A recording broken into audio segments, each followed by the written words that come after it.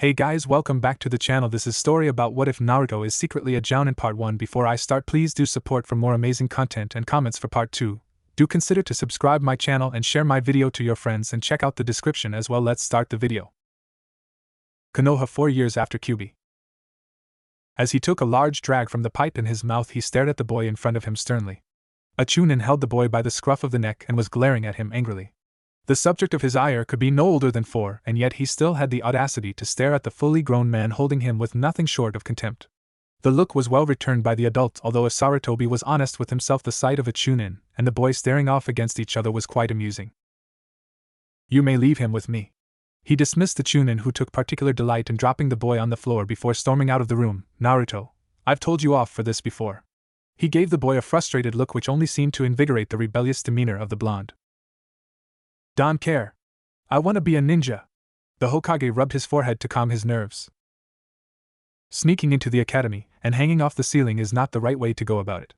He intended to lecture the boy but could still only find amusement in the situation. When Naruto was no more than 2, he had declared boisterously to the orphanage, "I'm gonna be a ninja." The matron of the institution thought nothing of it. Children always developed pipe dreams when they were younger that would eventually either fizzle out or turn into an adult ambition. Of course, they had failed to take into account the boy's ingenuity. He had snuck out of the grasp of his caretaker several times over the next few years and silently watched the genin who were training in the area near the orphanage. Somehow, whether through sheer luck of inherent genius, the boy had learned how to harness his chakra when he was 3. If Sarutobi were honest, it was no real shock considering his parents. No, the surprises had yet to come. Within a few months he had learned to walk on walls and water, which made his ability to disappear out of the orphanage all the much more higher. He eventually discovered where the academy was, and so from the age of around 3.5 onwards he would sneak into classrooms and stick off the roof or walls to watch the lectures occurring. Eventually the jounin instructors would notice him, which would lead to the usual confrontation that the Hokage was currently experiencing. If he were honest, he just didn't know what to do with the precocious child. The boy would learn how to be a shinobi with or without permission, that much was obvious. But at the age of 4 he was still much too young to be enrolled in the academy. The only way he could feasibly control the blonde would be to give him what he wanted, but that would require personal instruction from someone. He himself didn't have the time, and he refused to allow the boy to fall into the hands of Danzo. Regardless, the boy had to be given what he wanted before he began looking elsewhere for it. Naruto? Hokage-sama?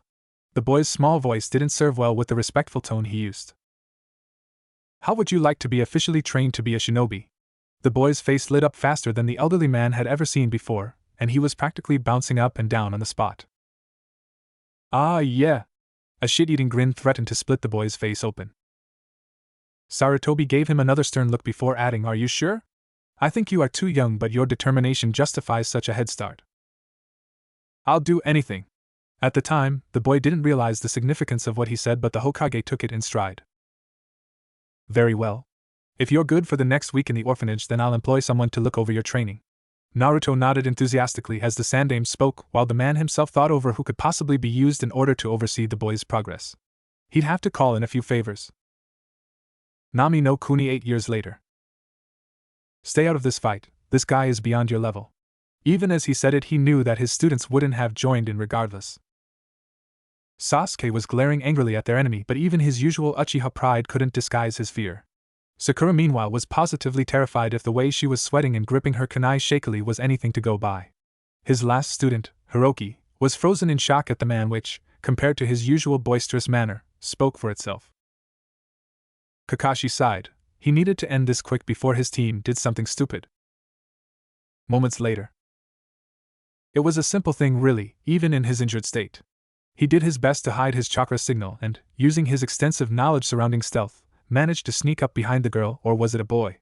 Regardless, he soon found himself behind the person, and with a flick of the wrist his kunai was struck across their neck. Blood spurted out immediately and coated his body as his victim's eyes widened in shock before immediately going motionless.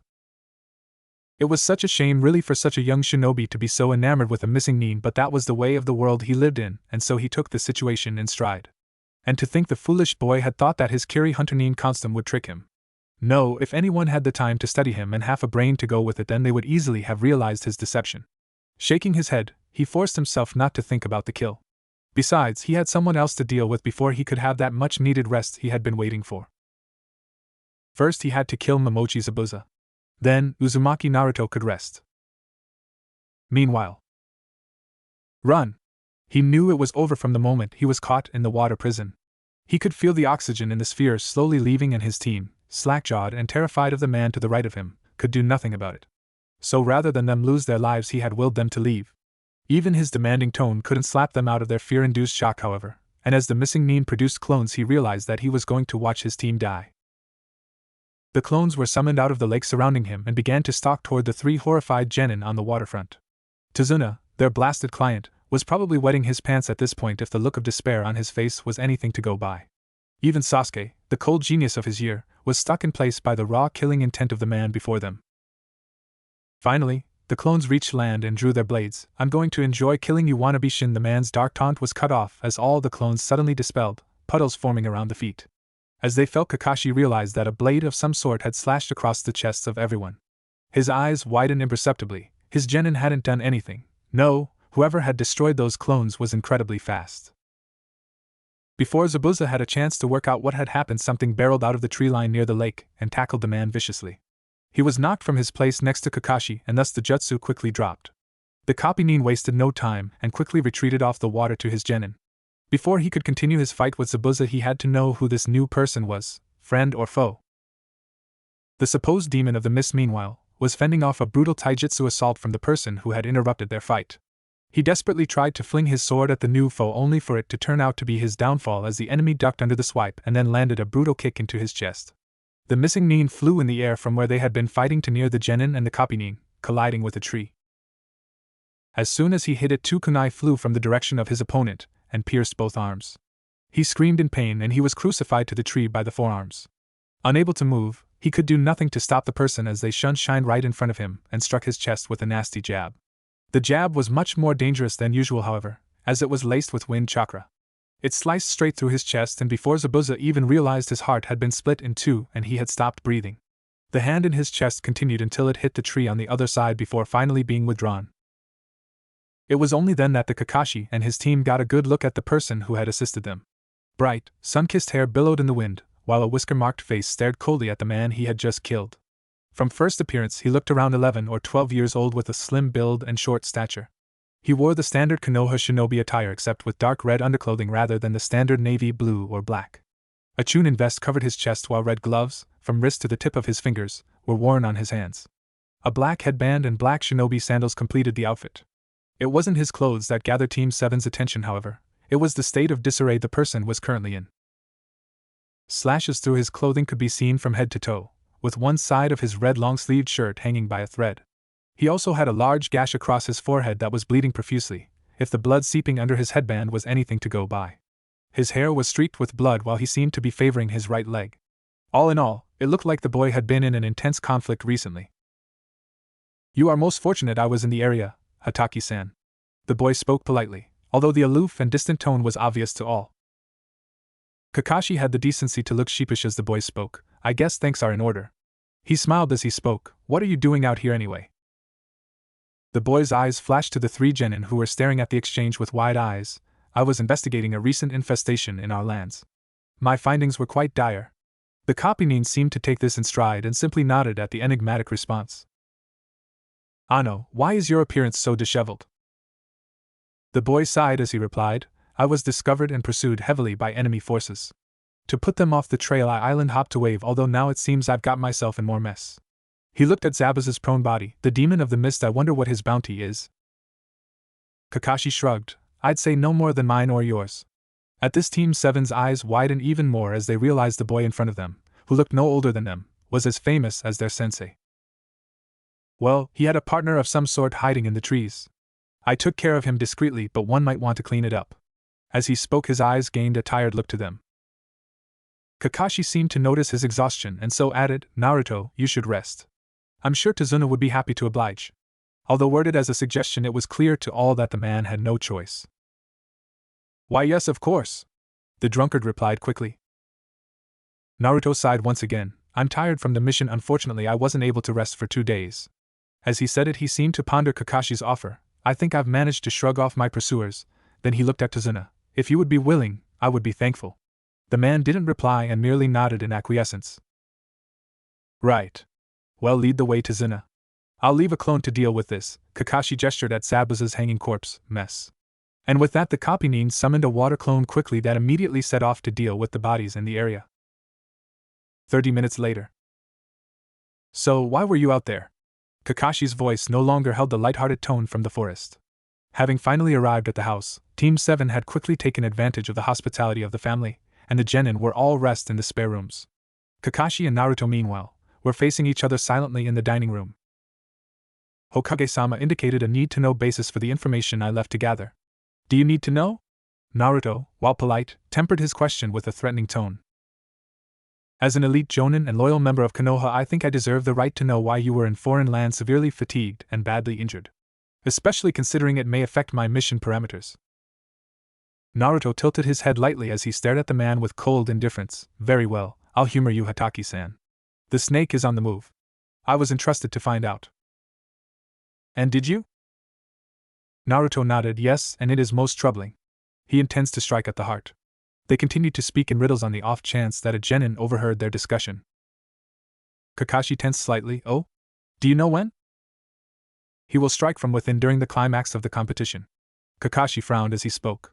What competition was happening in Konoha? The Chunin exams. The idea that Orochimaru would dare to strike in the middle of the exams was a terrifying concept to say the least. What are you guys even talking about? A prepubescent voice cut through the air and Naruto's eyes quickly shifted to the sight of one of Kakashi's students in the doorway to the stairs looking at them in confusion. Nothing for you to worry about, Hiroki. Kakashi waved the boy away. Put it out of your mind. Naruto chose not to reply and instead simply stared at the boy intently. Who the hell are you anyway? The boy's face squinted as he stared at Naruto in suspicion. Kakashi intervened quickly. This is Uzumaki Naruto, a jounin of the village.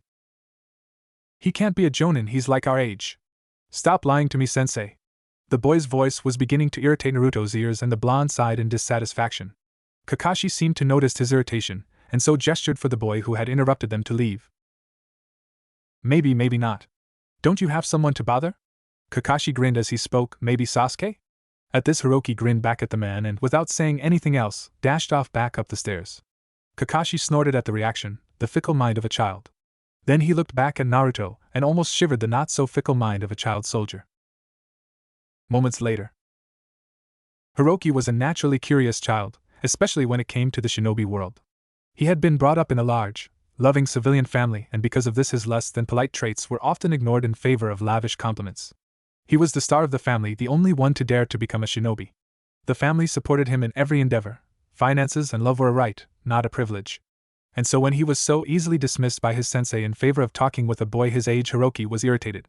What could the boy, an apparent jounin, know that makes him so valuable? As he often did when a question surrounding a shinobi was brought up, Hiroki set out to read the bingo book he carried in his bag with him. While he was arrogant and often overbearing, he did have the undeniable quality of a thirst for knowledge.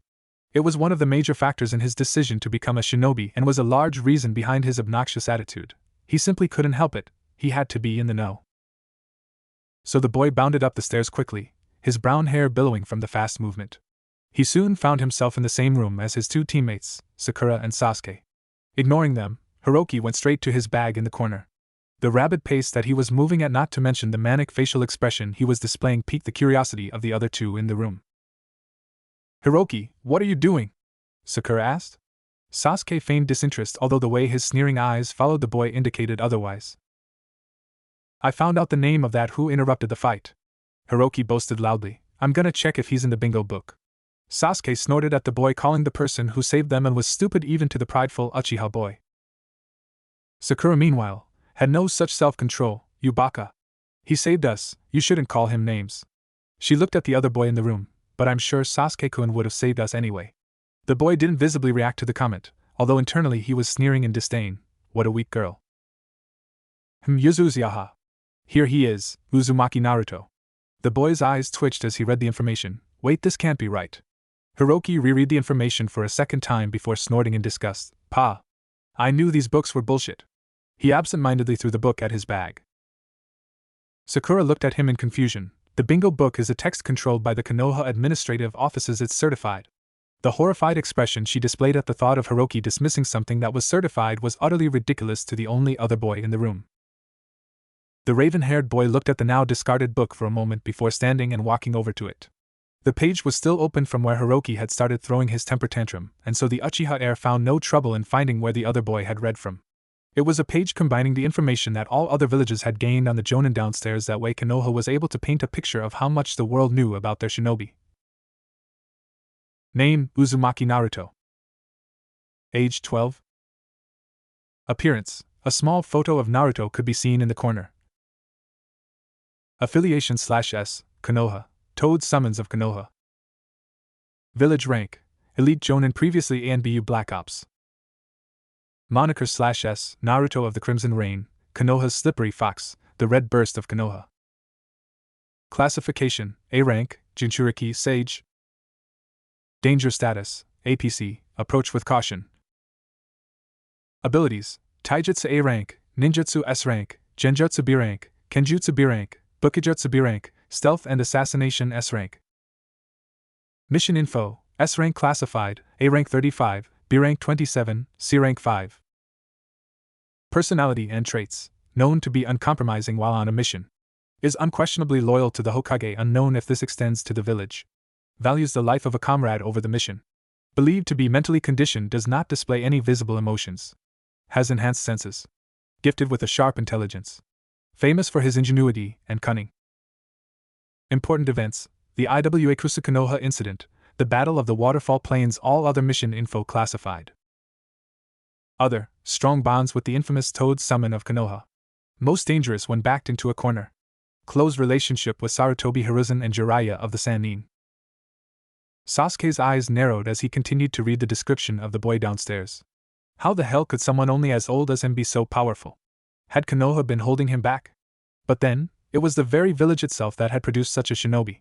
The boy grew restless with his thoughts and didn't even notice when the only girl in the team, Sakura, grabbed the book from his hands and began to read herself. She gasped in shock. I've heard about him. Iruka-sensei mentioned he had tutored him when he was younger. Sasuke looked up at her in interest, and she continued. He said that it was one of his first students, that he was 4 years younger than he should have been when he started, and he said that it was scary teaching him.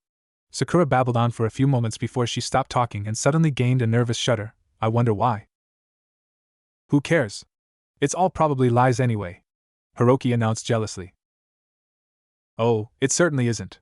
The three whipped their head around to see Kakashi leaning on the door to their room. Naruto is quite the character. Hiroki snorted. Yeah, right. How can he be that strong if we're? The unvoiced ending to the sentence was obvious. If we're only genin. Kakashi gave them all his trademark one-eyed smile as he replied, well, you see, Naruto was a ferocious little child when he was younger. He essentially forced the Sandaime into giving him early training.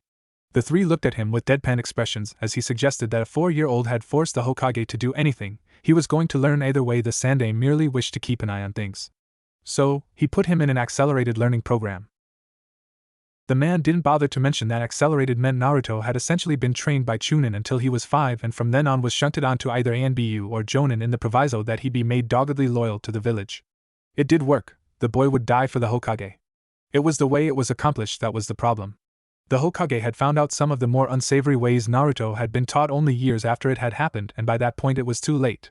The damage was done. Whether by choice of the Sandaime or not, the boy had gone through some particularly harsh conditioning to reduce emotional output and increase mental proficiency. The result was a gifted, albeit distant, shinobi. The next morning saw a bustle of activity across the house. At 5 a.m. Naruto instantly awoke, his body accustomed to the early rising for training and missions. As he moved around the house to replace his bandages and pack up his gear, Kakashi, ever the vigilant jounin, instantly woke at the slightest sound. He quickly noticed what Naruto was doing and so prepared to see the boy off himself. In the hour it took Naruto to get ready, Tsunami herself forced her way into the kitchen. With a small family and a number of shinobi to feed, the women had taken to getting up at 6 a.m. in order to properly prepare the morning meal. By the time she had finished, it had already struck 7 a.m. and the two jounin of the household found themselves at the breakfast table. Kakashi excused himself to wake up his genin, and before Naruto knew it, his earlier wish to leave unnoticed was ruined. He sat at the table surrounded by the shinobi in the household and the family of the bridge builder. The group chattered away easily, Tsunami engaging in conversation with Sakura, while the Toe boys in the team seemed to be arguing about something. Tazuna himself sat next to a small boy who was glaring at the floor in dismay. Kakashi himself simply read his book in gleeful silence. As they began to eat, the silence was suddenly disrupted by Hiroki, so he pointed at Naruto rudely. Why were you out here anyway? The three genin had all come to different conclusions the previous night surrounding the boy. Sakura was scared of him, while Sasuke was viciously jealous. Hiroki insisted that the boy was a lie and that he was charading as a strong shinobi. The blue-eyed boy stared at the brown-haired male silently for a moment, and an uncomfortable silence drew across the room. I was on a mission. Hiroki snorted out loud and Kakashi internally sighed at the boy's embarrassing attitude. You? By yourself? Ha! The boy laughed to himself, hoping to draw a reaction out of the apparent jounin in front of him. Instead, he received a bemused stare from the blonde. Naruto tilted his head as was liable to often do when faced with a confusing circumstance. Whatever do you mean? Ano, Hiroki Baka doesn't believe in your bingo book entry. Sakura explained hesitantly. I truly hate that book, Naruto sighed, and Kakashi himself, who had been watching the conflict silently, was compelled to agree with him. It has a tendency to exaggerate. Hiroki grinned in victory. I knew it. It's all lies, isn't it? Naruto returned to tilting his head at the boy. What particular part are you referring to? I haven't looked at my description for several years. It said you were super strong and stuff. The boy gesticulated wildly. Like you have a nickname. He snorted. Konoha's slippery fox my ass. Naruto wrinkled his nose in distaste as the boy spoke. So it was that moniker. Oh, how he hated that one. Kakashi seemed to narrow his eyes as his pupil spoke. Hiroki-kun, I can assure you that name is well earned. Naruto's infamous escape from AIM was something known to every village on the continent. Sakura, meanwhile, was tapping the table in irritation. Where had she heard that title from before? It was in the academy when they had been studying the relationship of AIM to Konoha and by proxy the entire elemental nations. They were near the end of the historical account when Iruka had gotten wistful as he described a particular incident. You faced off against Hanzo. Sakura gasped in shock as she remembered, her finger unconsciously pointing at the boy in front of her. I remember reading about it. You were in AIM to gather information on the current situation, and then you were found out. You were chased across the country by Hanzo until you eventually snuck across the border back into Hai no Kuni. Oh, how didn't I remember that earlier? After you got away from him, Hanzo gave you a title. It was Konoha's slippery fox. Kakashi finished for her. Naruto was a member of ANBU at the time and famous for his ability to sneak into enemy lines and sabotage from within, hence the fox title. He didn't mention the part where Naruto had used the Kyuubi's chakra to escape Hanzo and thus was nicknamed such. The genin didn't need to know that particular part. Naruto, to his credit, displayed only irritation on his face. I hate that man, always titling people as if he has the right. Of course, his hatred ran deeper than such a petty thing. The man had left him with a vicious scar down his right forearm from when he had gotten a little too close. The three genin all took in the information in varying ways. Hiroki was suitably humbled. Hanzo was famous even in the academy as a man of unfathomable power. Sasuke meanwhile knew that there were only 3 incidents of Konoha shinobi surviving against Hanzo. The first had been when Hitaki Tsukumo, Konoha's White Fang, had forced Hanzo into personal combat. The two had reputedly battled for days until finally Tsukumo was forced to retreat due to Konoha losses. Hanzo had been impressed with the man and gave him his lifelong moniker, claiming that the man was the first to touch him in battle since his ascension to the leader of AIM. The next incident had been when perhaps the most famous current Konoha shinobi, the Densetsu no Sannin, had faced off against him 3-on-1. In a battle in which Hanzo had been forced to summon Ibius and use his most widespread and dangerous techniques, the 3 Konoha shinobi had survived, and so the man had let them live, giving them the title of the legendary 3 Ninja. They then took this nickname to worldwide fame in the rest of the Second Shinobi War and the Third Shinobi War, becoming the sword to which Konoha pointed at their foes. The third, and Sasuke had only heard whispers of such a feat from conversations between the Hokage and several administrative staff members when he had been in the office for one of his scheduled checkups, had been that a high-profile member of Konoha's ANBU had fought against Hanzo until they could finally retreat across the border. The legendary shinobi was so greatly amused by the Konohanin's ability to hold off against him, and then escape alive, that he had given him the backhanded compliment of Konoha's slippery fox, both an insult and praise from the man. Sakura herself had realized something shocking. But that means you were only 10 when you fought him. The terrified expression on her face revealed how she thought about having to do such a thing. It wasn't exactly a fight, more a pursuit. Naruto would have shuddered if he didn't have so much control over his emotions. The man would have swiftly defeated me if I had stood my ground. I had to use unusual means to escape.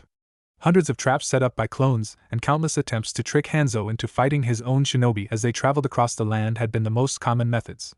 He had also engaged in unpleasant activities, such as traveling through AIM's sewage water and a slaughterhouse at one point. Regardless, he had survived to give the Hokage the information, and that was all that mattered. The event had been the final nail in the coffin for his ANBU career. An illustrious 3-year tour of duty had seen him travel across the land, most of the time being chased in some form or another. Having escaped Hanzo with death on his heels, the Sandaime had honorably discharged the boy and given him a promotion to jounin. While Naruto wasn't exactly unhappy with the turn of events, he was disappointed with having to leave the infamous group of shinobi. It had been where he had met perhaps his only real friends. Members such as Tenzo and the now traitorous Itachi had been so much like him he had drawn close to them. Naruto would have shook his head to dispel his thoughts if he didn't realize such an action was pointless. Instead, he merely finished his meal and prepared to leave. Tightening his clothing and slipping on his shinobi sandals, he turned to Tsunami and bowed lowly. "Thank you for your hospitality," he explained to the woman politely. She merely smiled. "Oh, it was no problem. We should be thanking you." "Thanks are not necessary, I did what was expected." He then turned to Kakashi and nodded at the man slowly. As soon as he received a quick nod of assent from the Kopinin, he opened the door to the house and slipped out quickly.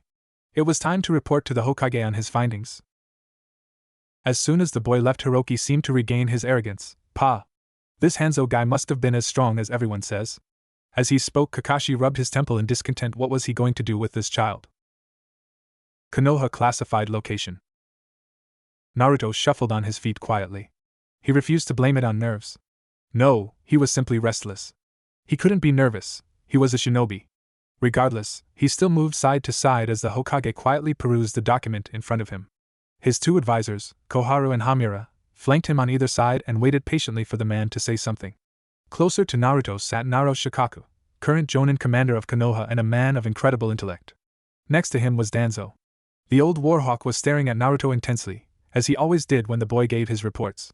When he was younger and in ANBU, his mask had protected him from the pervading eyes, but now he felt bare, as if the man was looking into his very soul.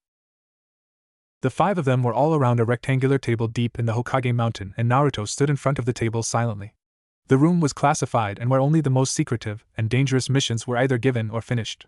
Naruto himself was only standing in the foreboding room because of the disturbing information he had gathered while exploring the depths of Orochimaru's bases. The wizened Hokage finally decided to speak. "This information is accurate?" He stressed his words. "You are absolutely certain?" "Hi, Hokage-sama." The man hummed for a moment as he thought about the information on the paper in front of him. "This information will not leave this room." He stared pointedly at Danzo. "Does anyone else know, Naruto?" The boy nodded slowly. "Elite jounin Hatake Kakashi. He requested a report, and I felt it prudent form a contingency plan in case I was unable to finish mission parameters." "A wise choice, Shinku." Danzo tilted his head as he spoke. The Sandaime whipped his head around and gave a pointed look at the crippled man. Danzo never called Naruto by name, he instead used his old ANBU code name Shinku. Sarutobi had requested Naruto retake his birth name, but the other man always refused to follow such a request. Hamura interrupted the staring contest quietly. "If Orochimaru intends to strike during the exam, perhaps we should call it off entirely?" The group of individuals went silent as he spoke, each pondering such a decision. "I would advise against such an action," Shikaku spoke up. "It may force Orochimaru's hand. As it is, he is predictable and the situation malleable. No, I recommend we play along." Koharu nodded. "I agree. I would prefer if we didn't push the traitor into a corner." She looked specifically at the Sandaime. "As we know, he can become quite capricious when he is under threat." The silent jab at Sarutobi's past actions surrounding the snake didn't go unnoticed in the room, but no one voiced their concerns on it. The 2 elders often did so, and it was a common occurrence. "Very well. We shall string him along for now," the Hokage announced to the room. "Koharu, Hamura, prepare for the economic disparity that will be caused by such an incursion on our lands." The 2 nodded in assent. "Danzo, do what must be done to reduce enemy efficiency. The underlying meaning of assassinate whoever you want was obvious." Shikaku, prepare troop movements for the day and ensure the civilian evacuation procedures are up to par. The shadow user grunted as a reply. "I shall inform the required individuals and assign them as needed." "Naruto," the boy straightened to attention. "Find Jiraiya, I don't care how, and inform him of our plight. Ensure he returns to the village as soon as possible. After that, find Tsunade and bring her back."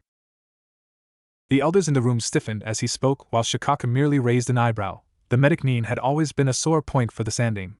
She had forsaken her home when they needed her most, and had only survived by promising to stay loyal and in Konoha lands. There had been countless times that the council had demanded Sarutobi summon her to the village, and he had always refused. It seemed the man had finally lost his patience with her. "You are authorized to use force, although I wouldn't recommend it. Tell her she is to return to the village by the start of the exams or be labeled a missing nin to be killed on sight." Even the unflappable Shikaka widened his eyes at that. The Hokage was obviously done talking with the woman. This will be classified as an A-rank mission due to the requirement for it to be completed before the exams begin. The boy nodded. "As you wish, Hokage-sama." A few minutes later, the first thing Naruto did was head toward his apartment. It was fairly close to the Hokage Tower, as the boy felt he spent more time in the office than in his own home. He climbed the stairs quickly and opened his door with his keys. Inside was a fairly Spartan arrangement, a small kitchen with a dining room that doubled as his living room. A bathroom connected to it on the right, and on the left lay the door to his bedroom. He strode into his bedroom silently and adorned his usual red outfit. He had originally worn the usual combination of blue, black and green that Konoha shinobi were seen in. However, after his tenure in ANBU, his notoriety rose in the shinobi villages, and he was infamous for the blood-splattered crimson look that he always seemed to have. Because of this, he chose to change his wardrobe to one of a primarily red outfit. While it was partly a way to identify himself in the world, it also was a great psychological tactic, intimidating countless enemies. As soon as he was ready, he moved to grab his ninjato and slung it across his back.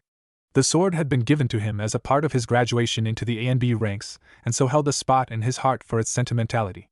As soon as he was satisfied with its position, he also grabbed the, in comparison, diminutive wakizashi that the Sandaime had given to him upon reaching the rank of jounin and attached it to his right hip. He had only recently mastered the use of both at once, with his ninjato being held in his right hand and his wakizashi in his left. Happy with his equipment, he moved out of the bedroom and then out of the building entirely. He moved deftly through the streets until he came upon one of the countless jounin-only supply stations. As he walked in, he sighed in annoyance at the large line. While his mission was relatively important, he didn't think it would constitute cutting the line as he usually did. Being a fast response shinobi meant he was often sent out ASAP to deal with whatever issues the village was facing. He walked to the back of the line and almost groaned when he saw who was at the back. Almost, "Hey brat! Hey! Hey!" Mitarashi Anko stood at the back with a dango stick in her mouth and crazed grin on her face. "Get the fuck over here and talk to Anko-chan." Several people sent Naruto pitying glances as they heard the woman swooning over him. As he walked over, he realized that Anko's friend, Kurenai, was standing next to her and watching her behavior with varying degrees of embarrassment. "Anko," he greeted her familiarly. The woman had taught him about poisons when he was younger, Yuhi-san. He bowed his head at the crimson-eyed woman, who raised her eyebrow at his formal greeting. They had never met before, and the woman was surprised at his respectful tone. "I haven't seen you in ages," the woman exclaimed excitedly. And it was true. The last time Anko had seen him was during his tenure in ANBU. In fact, she had talked to him just before one of his emotional conditioning sessions. As he thought about it, a memory flashed before his eyes. 8 years after Kyubi. The man drew his face back from the shadows and stared down at the shivering boy in front of him without any visible emotions. The boy was beaten and bruised, having been punished for his lack of control over himself. The boy had made the mistake of suggesting he had close friends. Such connections were useless. One had comrades, and that was all. At least, that's what Danzo believed, and since the cripple had managed to get his hands on some of the boy's training schedule, he had tried enforcing such a belief on him. It was surprising when the man thought about it. The Hokage had prescribed the training, and yet had no clue that the boy went through such harsh conditioning. It all happened right under his nose. Shrugging off the thoughts, the man returned his gaze to the bleeding boy in front of him. He was strapped to the chair and struggling to regain control of his freezing body. "Friends? What are they?" The boy looked up coldly. "Bonds." The man nodded. "And what do bonds do?" "Restrict." The man smirked. "Good." Naruto shook his head to dismiss the dark memories. When the Hokage had found out about the sessions, he had been furious, and Danzo experienced a public dressing down in front of the entire council. The man took it in stride remarkably well, however, knowing that the damage had already been done to the boy. Naruto no longer found it easy to bond with people his age. He was friendly with his comrades and people of his rank, but went no further. To him, it only brought back bad memories. Focusing on Anko, he nodded at her statement. "I was 8. So what you here for anyway?" She grinned from ear to ear as she spoke. "I'm collecting some soldier pills and a new forehead protector." When he had been escaping from Orochimaru, one of the pursuers, a Kagaya, had almost skewered his head. Fortunately, he managed to get away with only a half-broken headband. Regardless, he had to acquire a new one before he left for the village. Not wearing identification was suspicious in and of itself. The snake user nodded emphatically. I know the feeling. My first forehead protector lasted from jounin all the way to chunin. She paused and sighed melodramatically. It made me so sad, but Ibiki made it all better by giving me some fun in TNI. She smirked maliciously as she spoke, and Naruto clicked his tongue in distaste. He could never handle the dirty work the woman did. Honestly, Anko, you should get out of that field, Kurenai announced. You're just jealous cause you can't do it to your genin. She seemed to think for a moment. Actually, I might be able to get that organ. The woman interrupted quickly. I'd appreciate if you didn't kill my students. Naruto ignored the bickering between the two and instead focused on the now dwindling line in front of them. Fairly soon they were at the front, and as the man, one of the countless decks, beckoned the two women over, Anko pouted and turned to look at Naruto sadly. Well, I gotta go, Naruto. Catch ya. As she spoke, Kurenai merely waved a hand to say goodbye before following her abnormal friend to the desk. The blonde stood silently and waited for a moment before he was beckoned to approach an empty desk by the woman currently sitting behind it. He quickly walked over until he was standing in front, and she stared at him for a moment. What do you need? The woman asked politely. Soldier pills and a new black forehead protector. He smiled lightly at the woman, as feigned as it was. Nodding in assent, she quickly shuffled through the shelves behind her. The soldier pills are right here. She grabbed a small box and then turned and threw them at the boy. Naruto caught them quickly and put them in one of the pockets on his chunin vest. And here is a new headband. As she said it, she presented it in her hands. The boy grabbed it quickly and tied it around his head. A sigh of contentment was let out as he realized he was finally fully equipped. Thank you? He bowed his head in deference. No problem. She smiled and then shooed him away. The boy quickly complied and soon found himself out of the building. He traveled toward the gate quickly, using his speed to get there as fast as possible. He soon arrived and, in the presence of the opening created by the gates, flashed through a set of hand seals. Kuchios no Jutsu, he muttered as he slammed the palm of his hand down on the ground. Smoke whirled around the technique before finally dissipating. In its place stood a small toad. Mostly red in color, the toad had blue markings on its head and ears and a set of goggles around its neck. It was Kosuka, a prominent messenger toad that Naruto often used. Naruto-sama. The toad bowed lowly. Most of the younger toads were incredibly respectful to the blonde, while the older spoke on familiar terms with him. Only the two sage toads, Shima and Fukasaku, talked down to him, and it was in an endearing way. Kosuka, I need you to find Jiraiya and deliver a message. He paused for a moment and spoke lowly. The monkey requests an immediate audience concerning the snake, no exceptions. Stress the importance of this message. He looked at the toad intensely for a moment. He has to return to the village as soon as possible. If you can't find him within the week, let me know and I'll take over. The toad sat silently and nodded as the boy spoke, indicating his understanding of what was required of him. Of course, Naruto-sama. I'll get straight to it. And with that, the toad disappeared in another puff of smoke. The blonde knew the toad had returned to the mountain in order to both inform the elder toads and question the rest on the current whereabouts of Jiraiya. Satisfied with one half of his mission being completed, he turned his focus to the much more difficult part, finding and convincing Tsunade to return. Kaige Bunshin no Jutsu, he shouted as 500 clones popped into existence around the gate opening. He could see the indignant glares of Kotetsu and Izumo as their view was blocked by hundreds of bodies, but he was sure they'd forgive him considering the reasoning behind it. Within seconds, the clones had shot off out of the village in completely different locations as they searched the countryside for Tsunade. Usually he would have had to flash his official mission scroll to the two chunin at the gates, but one of the advantages of being a jounin and one in the Sandame's trusted inner circle at that was the ability to slip past the bureaucratic red tape. He was able to get away with avoiding the usual check-ins shinobi would have to go through before leaving the village. Before he himself could get through the village gates, however, he was met with the sight of Kakashi and his team returning from their mission. Adopting his usual pose of his right hand leaning on his wakizashi, he walked toward the group quietly. He passed Kotetsu and Izumo as he did so, with both chunin raising their fists in anger due to the clones he had sent running. Uzumaki-san, I swear to God! Kotetsu grumbled angrily. This caught the attention of Team 7, who all noticed Naruto's fully equipped appearance and notable lack of injuries and bewilderment. Before they could comment, however, they were distracted by the sight of Izumo hitting his partner over the head half-heartedly. Kotetsu, he obviously has a reason. The man spoke in a deadpan voice. Before Naruto and Team 7 knew it, the two had resorted to bickering among themselves. Ignoring the two chunin guards, Naruto walked toward Kakashi with an eyebrow raised. I thought your mission wasn't due to complete for several weeks, Hataki-san? It was true. The man had mentioned how they had to protect the bridge builder for quite some time. Kakashi merely rubbed the back of his head sheepishly. Well, seeing as how you removed Gato's shinobi, I thought I might have a chat with him. What the man was trying to say was that he had sought out the now unprotected Gato and assassinated him. Because of this, him and his team were obviously no longer needed and so resolved to return home. Hiroki didn't seem to grasp onto the hidden message. What did you even say to him to get him to leave us alone, sensei? He grinned from ear to ear as he spoke, happy with the success of their mission. Sasuke, meanwhile, gave the boy a look that clearly wondered if he was an idiot, while Sakura openly sighed in exasperation before hitting him over the top of his head. Idiot! Kakashi's not going to tell you.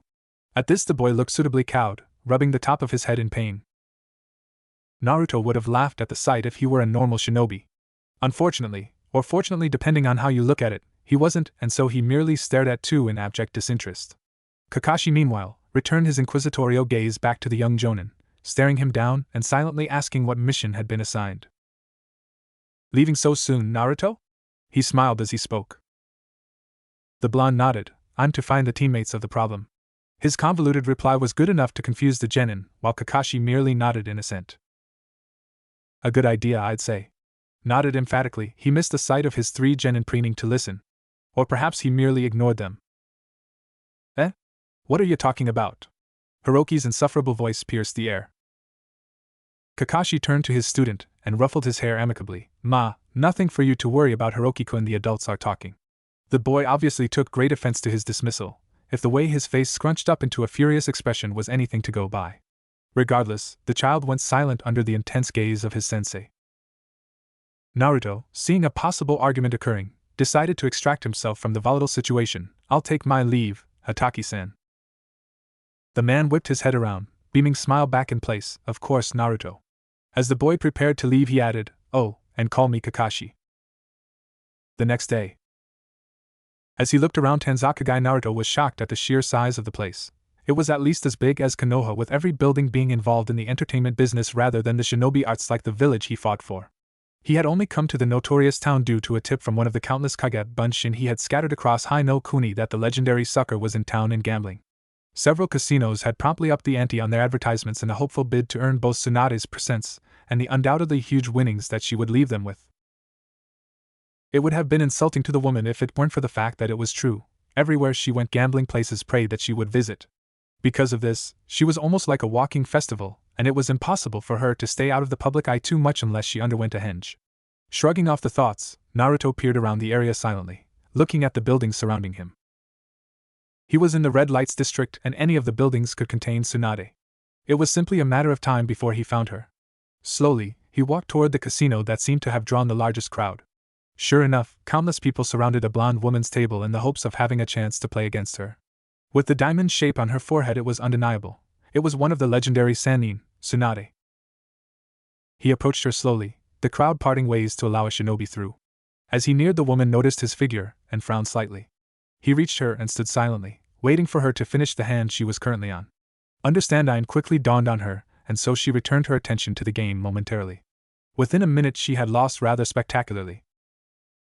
I'm out, someone else can take my spot, the blonde-haired woman announced to the dealer in frustration. She scooped up her remaining pieces and got out of the chair before heading away from the bustling crowd. Eyes followed her retreating form, but upon seeing Naruto follow after her didn't deign to pursue, their curiosity suitably cowed by the appearance of a Konoha shinobi. Only a woman with short black hair and a pig in her arms followed after them, scampering around Tsunade desperately. As they left the building and were out on the now suspiciously empty street, the Sannin turned and looked at Naruto. Wow, standards sure have dropped, you're not even a teen. She raised an eyebrow at his youthful appearance. Whatever? What do you want? It was gruff and not particularly kind, but Naruto had been debriefed on the woman's psyche. It explained in her files that she disliked the village and any shinobi from it. Tsunade-sama, she snorted at his formal tone, your presence is required by the Hokage. Her eyes turned into daggers at that. Well, that's too bad, 'cause I'm not going back to that hole. Naruto stopped and thought for a moment whether it would first be appropriate to mention Orochimaru's plans before resorting to threats. He decided it would be. Your old teammate, Orochimaru, now a scowl flicked across her face, is moving on Konoha. The Sandaime had requested that you return and perform your duty to the village. Why should I care what the old fart wants? No, I think I'll let them deal with the snake bastard by themselves. The woman's companion looked appalled at the Sannin's callous tone and stared at the confrontation in shock. Naruto merely sighed, Hokage-sama stated you are to return to the village before the Chunin exams. Failure to do so will result in a termination of your Konoha shinobi status and a place in the bingo books with a kill on sight order. If the woman had been angry at the boy's earlier comments, she was positively furious now. The sheer audacity of the Sandame to force her hand like this angered her like nothing else. The black-haired woman, meanwhile, looked mortified. The woman with the pig in her hands began to speak. Tsunade-san. Shut up, Shizun! Tsunade interrupted her quickly, rubbing her forehead in frustration at the situation. She stared at the boy in front of her first in cold fury before suddenly her face morphed in bemusement. And you think you can take me? A greenhorn like you? I have been authorized to use force if necessary. Naruto intoned, ignoring the blonde woman's bait. The woman merely laughed in response. Rather than one of humor, the laugh was mocking and had undertones of frustrated acceptance in it. Fine, the old fool can have his wish. But at this her eyes drew into a glare. He'll regret using me. Naruto didn't respond to her comment, and if the look on her face was anything to go by, she was disappointed by his lack of a reaction. Shizun, go get our stuff from the hotel. I'll wait her with our company. She smirked condescendingly at the blonde-haired boy. The black-haired woman quickly complied and hurried away from the two of them. Tsunade looked at Naruto in curiosity. So brat, who are you? Naruto raised an eyebrow in response. The woman sighed. You know? Your name, rank and moniker? Naruto's back stiffened suddenly, and his eyes drew closed. His countenance, which had just been that of a lazy disinterest, switched to a professional, dull-eyed shinobi. Uzumaki Naruto. Elite jounin. Commonly referred to as Shinku. Crimson, eh? Tsunade wondered. Ah, so you're that one. Such a shame to waste your life like an idiot. Shrugging her shoulders, she turned from him. Oh well, not my problem. Once again, Naruto ignored her bait, although internally he wondered what could possibly have made a woman like this so jaded. A few days later, Jiraiya sculled the drink in his hand quickly and smashed it on the table like a madman, grinning as he did so. He had just finished meeting with a contact surrounding an elusive organization that had been evading his spy network for several years, and so now, on the cusp of victory, he felt he deserved the right to engage in some unsavory rewards. Namely, sake and women. Unfortunately, that was not to be, as he was suddenly knocked back off the bar stool he had been sitting on by a puff of smoke in front of him. As soon as the action had occurred, the Sanin's eyes had scanned across the dingy bar for possible threats. Seeing none, he resolved to merely keep his guard up while inspecting the aforementioned smoke. As it dissipated to reveal a red toad smiling at him, he relaxed entirely, and resumed his seat on the table. Kosuke, you scared the crap out of me. He thrust his fist menacingly at the young toad, who had the decency to look sheepish in light of Jiraiya's words. Apologies, Jiraiya Dano, the man almost snorted. He used to be Sama, but ever since the brat had eclipsed his sage abilities he had been shunted to the side. But I have a message for you. The white-haired man merely raised his eyebrow. Do tell. The only person who could contact him through toads was Naruto-sama wished for me to stress the importance of this before I relay it. Important, got it. The monkey requests an immediate audience concerning the snake, no exceptions.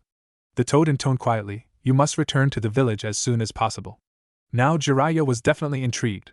The mere fact that he was essentially being forced back spoke of either an incredible victory or an incredible danger. For the well-being of his village he wished with all his heart it was the former. The colder, more logical part of his brain told him it would be the latter, however, and so he nodded quickly at the toad. I'll return immediately. Thanks for the heads up, Kosuke. He stood up slowly, stretching his limbs in preparation for the long trip home. The toad grinned. Call me if you need me, Jiraiya Dano. With a puff of smoke the toad disappeared and the Sannin whirled through the doors of the bar, heading toward his home. Meanwhile, they were close to Konoha, within a day's travel at the very maximum, and Naruto couldn't help but feel slightly irritated at the drunk woman's attitude beside him. Having had to deal with a severely disgruntled Sannin had pushed the 12-year-old's normally flexible patience to the very edge. If she wasn't spouting off about how much of a child Naruto was, then she was insulting the Sandame and his ideals. Now, while Naruto wasn't one for emotional outbursts, even he could feel himself reaching his limit. The Sandame had taken him when he was nothing, a child of no more than 4 years, and had turned him into what he was. He owed everything to the man, from his shinobi skill set to the very fact that he was living. Having attained the rank of jounin, he was privy to many of the previously classified incidents surrounding him. Dozens of assassination attempts, whether internal or external, had occurred surrounding the blonde boy when he was younger. They were all quickly stopped by either his carer, an elusive ANBU that went by the name Inu, or the Hokage himself. And those that were caught were punished mercilessly. Eventually people got the picture, and the attempts stopped before he was the age of 2.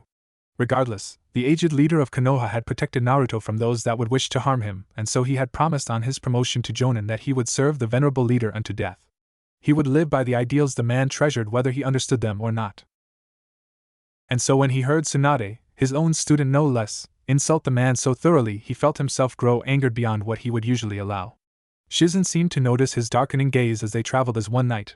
When they had stopped to rest, she had beckoned him aside while Tsunade slept off the heavy drinking of the day and explained to him why the woman was so bitter.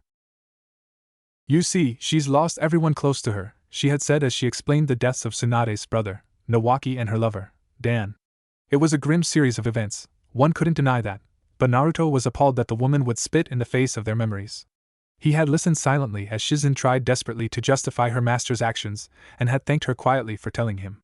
Other than that, he didn't indicate any response to the issues. That, more than anything, had informed Shizen of his still present ire. So here he was, glowering at the woman in front of him, as she talked and discussed about her old village. Such a foolish position, Hokage. Ha! She gloated over the boy madly. Do you have no respect? It was a cold fury that could be detected in his voice. He had had enough of listening. Do you want to sully the memories of such heroes? His voice was tinged with such asperity that Shizen had taken a step back in worry. The woman merely laughed in his face. What? The four idiots? They're not heroes, not even close. No, Naruto began slowly, not just the Hokages.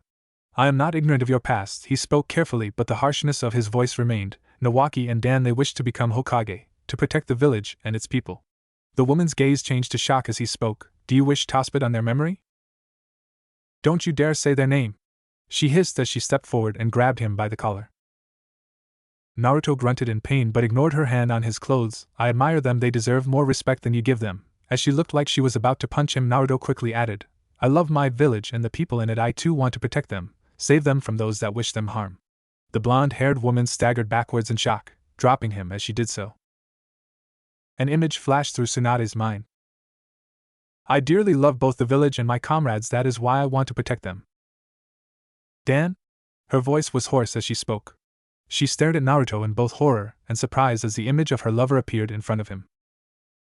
I love my village and the people in it. I too want to protect them. Her head lowered in shame. Shut up. Rather than anger, it was filled with regret, and so the boy did so. He stood back up and looked at her silently as the woman regained her own bearings and stalked forwards, in front of the two shinobi behind her. Her face was lowered and she seemed deep in thought as she walked. Shizen, to her credit, seemed both surprised and happy, as if what Naruto had said was something she had wanted to hear for years. She gave a soft, sad smile at the boy before moving forward herself, just behind her mentor. Naruto resumed walking himself, and took his spot behind the two of them as they silently walked toward Konoha. Konoha village gates. The final few hours of travel back to Konoha was notably subdued in comparison to the argumentative air it had had earlier in the trip. Tsunade no longer tried to rile Naruto up, and he responded accordingly, distancing himself from the obviously distraught woman. Shizen did her best to remove the tenseness of the situation by engaging in small talk with the blonde, but every time she tried he would reply curtly, and then dissuade any belief that a real conversation could be held with him. They were incredibly close to the village now. It was within a 10-minute walk and they could see the imposing gates in the distance. Even with her home so close, Tsunade refused to converse and hung at the front of the group like a dead man walking. As they finally came within reach of the guard booth and the two Chunin saw the approach of the legendary Sannin, Shizen felt a sense of relief wash over her. She hadn't seen her home in so long. Izumo and Kotetsu were gobsmacked by the sight of a visibly irritated Naruto escorting the legendary sucker and her apprentice back into town. It was common knowledge now that the woman held little to no love for the village that she had been born to. Instead, a deep sense of loathing and regret sat in her stomach and she avoided the place like the plague. So to see the woman walking somewhat willingly into the village she detested, the two were justifiably impressed with the blonde boy behind her. They didn't even want to know what he had to do to make her return. Regardless, they were thankful. A Sannin in the village was always good unless it's Orochimaru, but that's a different story for another day. Kotetsu beamed at the three. Welcome back to Konoha, Tsunade-sama. His goofy smile wavered at her withering look, and so he turned his attention to the others in the group, Shizen-san, Naruto. Before the two could respond, Izumo walked up behind his childish partner and bopped him on the back of the head. How many times have I told it's Uzumaki-san? I swear one day you're going to insult a daimyo or something by accident. The man looked back angrily. Yeah, well, at least I'm pleasant when I greet people. Naruto tuned out the banter between the two. It always happened when he returned or left the village. The jounin seemed to take a sick pleasure in being foolish around him. Although it was probably everyone that they acted like idiots around. Refocusing his attention to the distressed Sannin in front of him, who seemed to be staring at the buildings of the village in deeply seated resentment, he gave her a pointed look. We need to go to the tower. He specifically looked at Tsunade, so that Hokage-sama is aware of your presence. The woman scoffed in derision, but he knew she'd follow him, while Shizen merely smiled weakly in assent. He quickly began to walk through the village, ignoring the stares and attitude of the villagers surrounding him. Shizen, however, watched the entire thing in surprise. Wherever the boy walked, the villagers would glare and spit in disgust, while the shinobi would either bow respectfully or stare in curiosity. While the boy had been harsh on Tsunade at one point, the boy had seemed to be a polite, and while stiff, serious shinobi deserving of more respect from the village. What had he done to cause so much ire? The blonde woman in the group merely watched the reactions of the population to Naruto in amusement. As soon as the boy had told her his name, she knew who he was and what he contained. The way the villagers were treating him only reinforced her belief that the place was undeserving of her presence. What made it even worse was the hidden lineage of the boy. To be the heir to a near-extinct clan and the son of a hero should have guaranteed a sort of worship. Instead, he faced ridicule and scorn, although the shinobi seemed to defer to the boy, which was interesting in and of itself considering his age. It meant he was either a prodigy of incomparable proportions or that he had been out in the field quite some time. Some part of her realized it was both. They soon found themselves standing outside the office of the venerable leader of Konoha, and the woman watched as Naruto slowly walked up to the Hokage's secretary. He politely asked to see the man, and the woman, while working on something on her desk, looked up for a moment and, realizing who it was, waved him away. She had said something along the lines of, "If I said no, would you obey?" and then muttered, "Just go in, you silly child." Tsunade noticed the exchange wasn't entirely hostile. In fact, it seemed the woman truly believed the boy would disobey her if the resigned smile on her lips was anything to go by. The jounin quickly thanked her and was given a no worries before he led his two charges into the room. As the door opened, Tsunade was greeted with a sight she hadn't thought she'd ever see again. The wizened leader of Konoha and her sensei was smoking a pipe and smiling benevolently. She wanted to snort out loud at the blatantly obvious attempt to get in her good graces. Instead, she simply sighed before striding forward and staring at him intensely. "What the fuck do you want?" Sarutobi, to his credit, took the insulting tone rather well and merely sighed as she spoke. "Things are moving fast, Tsunade." He paused and contemplated his next words. "And I'm afraid if I didn't talk to you soon, then you would end up on the wrong side." The implication was obvious. He was worried about her loyalties. While Shizen's breathing hitched slightly in shock, Tsunade narrowed her eyes in anger at the man. "You dare to suggest I would ally myself with that scum?" Her words, although angry, lacked the usual viciousness associated with them. Instead, she seemed resigned with the man's distrust. "I might be disgusted with this place, but siding with that snake bastard goes against everything I stand for." And it was true. Orochimaru experimented while Tsunade healed. He was the other side of the coin to her. The man raised his hands placatingly. "One must be sure. Even you surely still understand that?" "TCH. As cold as ever, I see." Tsunade's eyes flickered with what seemed to be hurt for a moment. "Whatever. Just tell me what I'm here for already." The battle of wills was finally dissipating, and it was obvious to the two spectators of Naruto and Shizen that the blonde busted woman had lost it. There was a moment of silence as the oldest member in the room looked out the window and collected his thoughts. "Shizen, could you please leave the room?" Sarutobi asked the woman softly. "Hi, Hokage-sama." While confused by the order, the woman was nothing if not respectful, and so obeyed the order quickly. As soon as she left, Tsunade lifted an eyebrow in surprise. "If she's gotta go, why is your pet dog still here?"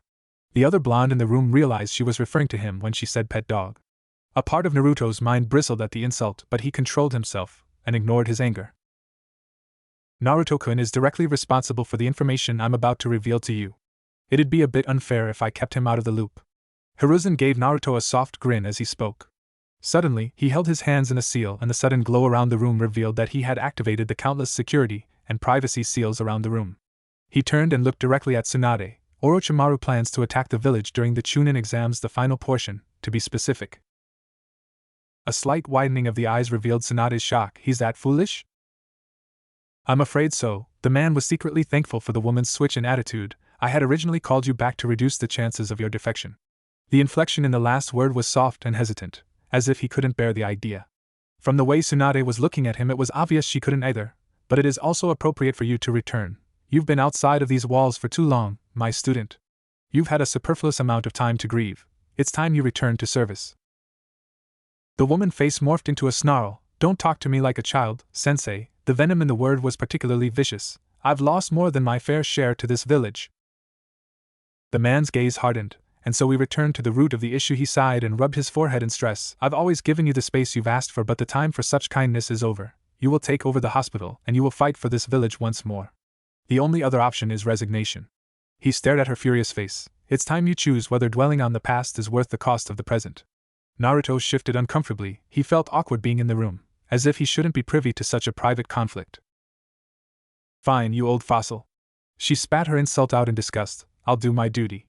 But once this is over, I'm gone for good. She had becoming deathly calm near the end and stared coldly at her old sensei. The man nodded in sadness. If that's how you wish it to be. Konoha Elite Jounin Council. Shikaku stretched his legs under the table silently as he watched the proceedings in front of him. He was resting his elbows on the table with his chin on the tip of his hands, listening to the people babbling around him in mild interest. It was the first meeting with the elite Jonin surrounding the impending invasion, and, having just informed the group of skilled shinobi in front of him, they had dissolved into separated whispers of shock and disgust. Orochimaru was planning to invade their home and the Hokage was letting him. To the Nara's right sat Naruto, who was watching the discussion with what appeared to be both annoyance and forced attention. Most knew that the boy was seen as a sort of right-hand man to the Nara. His absolute loyalty combined with uncompromising approach to missions ensured he was of high value. To his left, Kakashi lounged on his chair with his usual porn book out, although his eyes could be seen darting around the room in vague interest. In front of the three was a collection of chairs that seated both the strongest and most intellectually gifted shinobi of the modern Konoha era. Yamanaka Inoichi and Marino Ibiki were squabbling between each other, infuriated that the torture and interrogation force and, by proxy, the intelligence division hadn't stumbled upon this information themselves. It was both a blow to their pride and a harsh black mark on their otherwise illustrious careers. Silently watching the two was Abdurrahim Shibi, who had little reason to be involved in the meeting other than a personal request of Shikaku, who saw the man as a valuable second opinion. The current ANBU commander was sitting quietly in the corner, his masked visage hidden by the shadows, and his two most trusted captains flanked either side of him. The three were yet to say a word and seemed to be watching the fiasco with traces of irritation. Directly opposite Shikaku were two empty seats that belonged to the remaining loyal Sannin, although it was no surprise that they were empty. Jiraiya was under increasingly heavy strain using his spy network to counter Orochimaru's, while Tsunade had neither the motivation nor the knowledge to be of any use in the meeting. In the interests of time, the Hokage and the elders were in their own separate meeting, orchestrating everything from behind closed doors. The purpose of this meeting was to ensure a united front from the three particular areas of Konoha's infrastructure that were vital to the defense against the invasion. Ibiki and Inoichi represented the interests of intelligence and counterintelligence. The ANBU was represented by its two captains and their commander, while the normal shinobi forces were dependent upon Shikaku, Naruto, Kakashi and, to a lesser extent, Shibi. Alright, I think that's enough complaining for now. Shikaku directed the comment to Ibiki and Inoichi, and both immediately went silent. The shadow user grinned at their response before continuing. I think it's time that we decide who is doing what during I-Day. Naruto resisted the temptation to rub his temple in distaste when Shikaku mentioned I-Day. At some point during the countless meetings, someone had coined the term as a way to describe the final portion of the exams. Now it was synonymous with the invasion day. Ibiki, Inoichi, your role goes without saying. Counter everything they throw at you and be sure to entertain any new guests in our beautiful dungeons. Several of the men grimaced when he mentioned the nickname for the ANBU underground holding cells. They were not pretty. The two men nodded and Ibiki replied, of course. Shikaku turned to look at the quiet guardians of Konoha. Bird, the ANBU commander, inclined his head. The Hokage is your priority. His protection is paramount. Otherwise, you are to conclude the preventative measures we have previously discussed. During the invasion, your soldiers are to defend the village as anyone would expect. It will be done. His monotonous voice pierced the air. As Jounin commander, I will be orchestrating troop movements from ANBU headquarters. This means I won't be able to directly lead. Everyone looked at the man silently. What he was saying simply meant that he, as an individual, wouldn't be responsible for handing out orders to the shinobi out in the field. Naruto assumed that responsibility would fall to them. Kakashi, the copy-nin, straightened his back. I expect you to handle the Jounin situation. Assign portions of the village to each Jounin and ensure that their presence on the battlefield leads to a cohesive front. Your wish is my command, master. The way he said it made it obvious that he had read it from his book only moments ago, and thus was clearly of pornographic reference. Naruto looked at him in disgust while Ibiki chuckled in the background. The ANBU were as silent as ever. The man looked over to the bug user in the room. Shibi, the Chunin will be under your command. I want them properly disseminated across the village in order to provide full support. The convoluted logistics behind such an operation are precisely why I am asking you to do this." The shadow user was clearly trying to encourage the man, both stroking his ego and reinforcing the importance of his role. "As you wish," the Abiram replied quietly. As this all occurred, Naruto got a sinking feeling in his stomach. If Kakashi had the jounin and Shibi had the chunin, then did that mean he had th? "Naruto, you'll be directing the genin." Everyone stared at the 12-year-old silently, waiting for some sort of reaction. Having to handle genin in a war situation was one of the most painful jobs one could ask for. Not only did you have to deal with the largest force, but they were all usually a little too confident for their own good, and orders were often disobeyed in the search for personal glory. Naruto, to his credit, merely sputtered in indignation for a moment as he allowed his mind to process the horrifying order. Shikaka seemed to take great delight in his situation if his grin was anything to go by. Because of this, you'll mainly be overseeing the civilian evacuation. I'd also expect you to place yourself near the arena, both due to the high concentration of genin there, and for the safety of the Hokage. He cocked his head. "Oh, and good luck getting my son to move out of his seat." As he finished speaking, the men in the room couldn't help but let out a small chuckle. Naruto resorted to drumming the table and letting out a loud sigh. "I'll talk with each of you privately about what exactly your role entails, but for now this will do." He looked around the room slowly. "Despite what those elders might claim, what you do in preparation for the invasion is going to dictate how this plays out. Each of you are a vital part of our plans. Don't fail me." Dismissed. At this, the ANBU members immediately disappeared while the jounin all stood slowly out of their seats. Moments later, Naruto walked silently through the streets of Konoha, ignoring the deferring respect from the shinobi he passed and the glares of the nearby villages. Not only was he being handed the largest force to lead in the invasion, but they were genin. It both deeply honored and infuriated him. He knew what Shikaka was up to. A 12-year-old could hardly give direct orders to fully grown jounin or chunin, at least not the ones who hadn't seen him in battle. He knew the likes of Kakashi, Asuma, and Kurenai would listen to and follow him. They had all at one point been involved in missions with him, and so recognized his skills. It was the rest of the forces that were the problem, as Naruto hadn't really had much of an opportunity to impress his comrades, mostly being sent on solo missions since attaining his rank. Obviously, Shikaka felt he would be of better use if he was put in a less inhospitable environment. How he saw other 12-year-olds as people who would follow him, he had no idea. If anything, the genin were less inclined to listen to his orders than the older and more mature members of Konoha. Regardless, he would perform his duty to the best of his ability. He'd just have to hope that he wouldn't encounter any hotheads. "Hey! Let me go!" Now that was the sound of a hothead. Even from around the corner, Naruto could recognize Konohamaru's loud, obnoxious voice. "Shut up, you stupid brat!" Naruto quickened his pace to intervene in the conflict. Whatever it was didn't sound particularly good. He rounded the corner with his hands in his pockets and was greeted by the sight of a Suna genin holding the younger boy by the scruff of his neck, with another shinobi, presumably his teammate, watching in exasperation. Konohamaru's two teammates, Moegi and Udan, stood off to the side in fear. Before he could announce his presence, the argument reached a climax. "Look, I'm sorry. Just let me go." At this, the boy tried to kick the Sunanin's shins and succeeded in a glancing blow. "Konohamaru-kun!" Moegi screamed in fear. "Why, you little you-know-what? I'm gonna teach you a little lesson in humility." The boy rose his fist to punch Konohamaru. Naruto decided enough was enough and quickly interjected, "I'm authorized to use lethal force in the case of a Konoha civilian being threatened." His cold voice flew through the air and made the Suna shinobi pause in his strike. "Naruto Naiken!" Konohamaru moaned out in relief. At his name, the female Sunanin grew a contemplative expression on her face, as if she was trying to remember where she had heard that name before. "Who the hell are you?" The blonde cocked his head to the side. "Who I am isn't important. If you don't release that boy in 10 seconds, I will strike you down. Political repercussion be damned." To further exaggerate his point, Naruto tapped his wakizashi. "You're just another brat, I'm not scared of why." His female teammate quickly interrupted, "Kankuro." She hissed in both anger and fear, "That's Shinku." He stared dumbly at Naruto for a moment before looking back at his teammate. His head whipped back to look at the blonde, his skin paling rapidly. He dropped Konohamaru without another word, and the 8-year-old took the opportunity to scamper over to Naruto, hiding behind him. Naruto tilted his head to look pointedly at a tree in the corner of his peripheral vision. He had sensed another presence in the greenery, and so stared directly at where he felt the presence. Sure enough, another Sunanin shunshined out of the tree and appeared in front of his two teammates.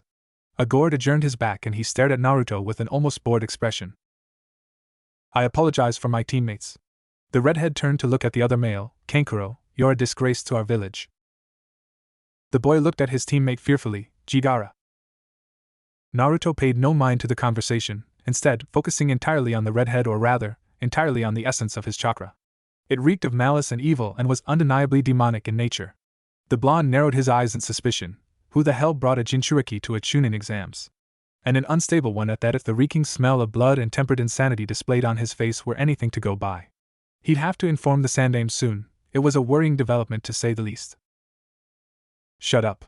It seemed the boy didn't have a particularly healthy relationship with his teammate. Naruto merely raised an eyebrow in surprise at the confrontation. Konohamaru, meanwhile, was suitably cowed by both his previous danger and the threatening danger of the new arrival. Just as the situation seemed to calm down, a small pebble flew out of nowhere toward Gaara. As quick as lightning, sand flew up and blocked the offending object. Gaara turned to look angrily at where the rock had come from, only to be greeted with the sight of a smirking Uchiha Sasuke. Naruto himself was irritated beyond belief by the appearance of the boy. He had just attacked a foreign shinobi. The Uchiha also seemed to have no idea what offense he had just committed, if the arrogant expression on his face was anything to go by. Sasuke walked over in front of Naruto, who watched proceedings silently, and turned to Gaara. Who are you? Sabaka no Gaara, he intoned calmly. The redhead looked at the Uchiha in disinterest before looking at Naruto. Naruto of the Crimson Rain, you interest me greatly. Naruto leaned his hand on his wakizashi in boredom. Oh? I wish to test my existence against you. He grinned madly. Yes, mother would love your blood. Konohamaru whimpered in fear as the boy flashed killing intent toward the two of them, while Udan and Moegi walked backwards in terror. Naruto merely sighed before flashing back his own demonic killing intent at the boy. Unlike him, however, he restricted it to only Gaara, and no innocent bystanders were caught in it. The redhead staggered backwards from the sheer strength of it, and for a moment his face morphed into sheer terror before, as quickly as it appeared, it was replaced by a crazed smile. I look forward to seeing you again, Uzumaki Naruto. At this he turned away from the group and announced to his teammates, Temari, Kankuro. We're leaving. The two didn't reply to him, and instead simply followed the younger boy as he left the scene. As soon as the boy disappeared, Naruto whipped his head around and looked at Sasuke with a furious expression on his face. What the hell was that? He was positively disgusted by the genin's behavior. To provoke a Jinchuriki like that was beyond stupid. What? He sneered back at Naruto, as if he truly didn't believe what he had done was wrong. The blonde realized with a start that he probably didn't. Forcing himself to calm down, Naruto remembered that this was a genin. You were only trained in politics as either a Chunin diplomat, or upon reaching jounin rank. That little throwing act, at this he gestured at the pebble he had thrown, could have set off a diplomatic incident. Do you realize he was the Kazekage's son? He was hissing in anger at this point before he rubbed his temple in consternation. If you ever do something like that in my presence again, I'll have you striped of your rank. The cold fury that had invaded his voice spoke volumes of how irritated with the Uchiha he was. Sasuke shrugged HN. Before he swallowed his pride and stomped off in the opposite direction to the Sunanin. Naruto merely sighed at his reaction. That boy was too arrogant for his own good. He turned to the three shaken 8-year-olds. I have to go talk to the Hokage. I trust you'll be okay now? At this he gave Konohamaru a pointed look. Sure thing, Naruto Naiken. The Sandaime's grandson grinned from ear to ear before joining up with his two friends. Naruto waved goodbye and shunshined away from the three. Moegi hesitantly broke the silence. Naruto Naiken can be pretty scary. Udan nodded solemnly in the background. It was like a switch had been clicked, and in place of the polite but distant boy that usually offered them tips and pointers in training was replaced by a much older and grim person. Yeah, but that's why he's so cool. Konohamaru, as per usual, only saw the good side to the change. Moments later. You know that I have a door for a reason? The Sandaime's voice pierced the air as he continued to sign documents in his office. In the window of the room a figure appeared, crouching on the windowsill as support. The person quickly stepped into the office, their blonde hair billowing from the wind. As soon as he stepped inside, Naruto walked over to face the man directly opposite his desk. I rue the day I ever introduced you to Kakashi and Jiraiya. Though I thank God that their unsavory idiosyncrasies weren't passed down. Naruto internally shuddered at the very idea that he dared to be a pervert.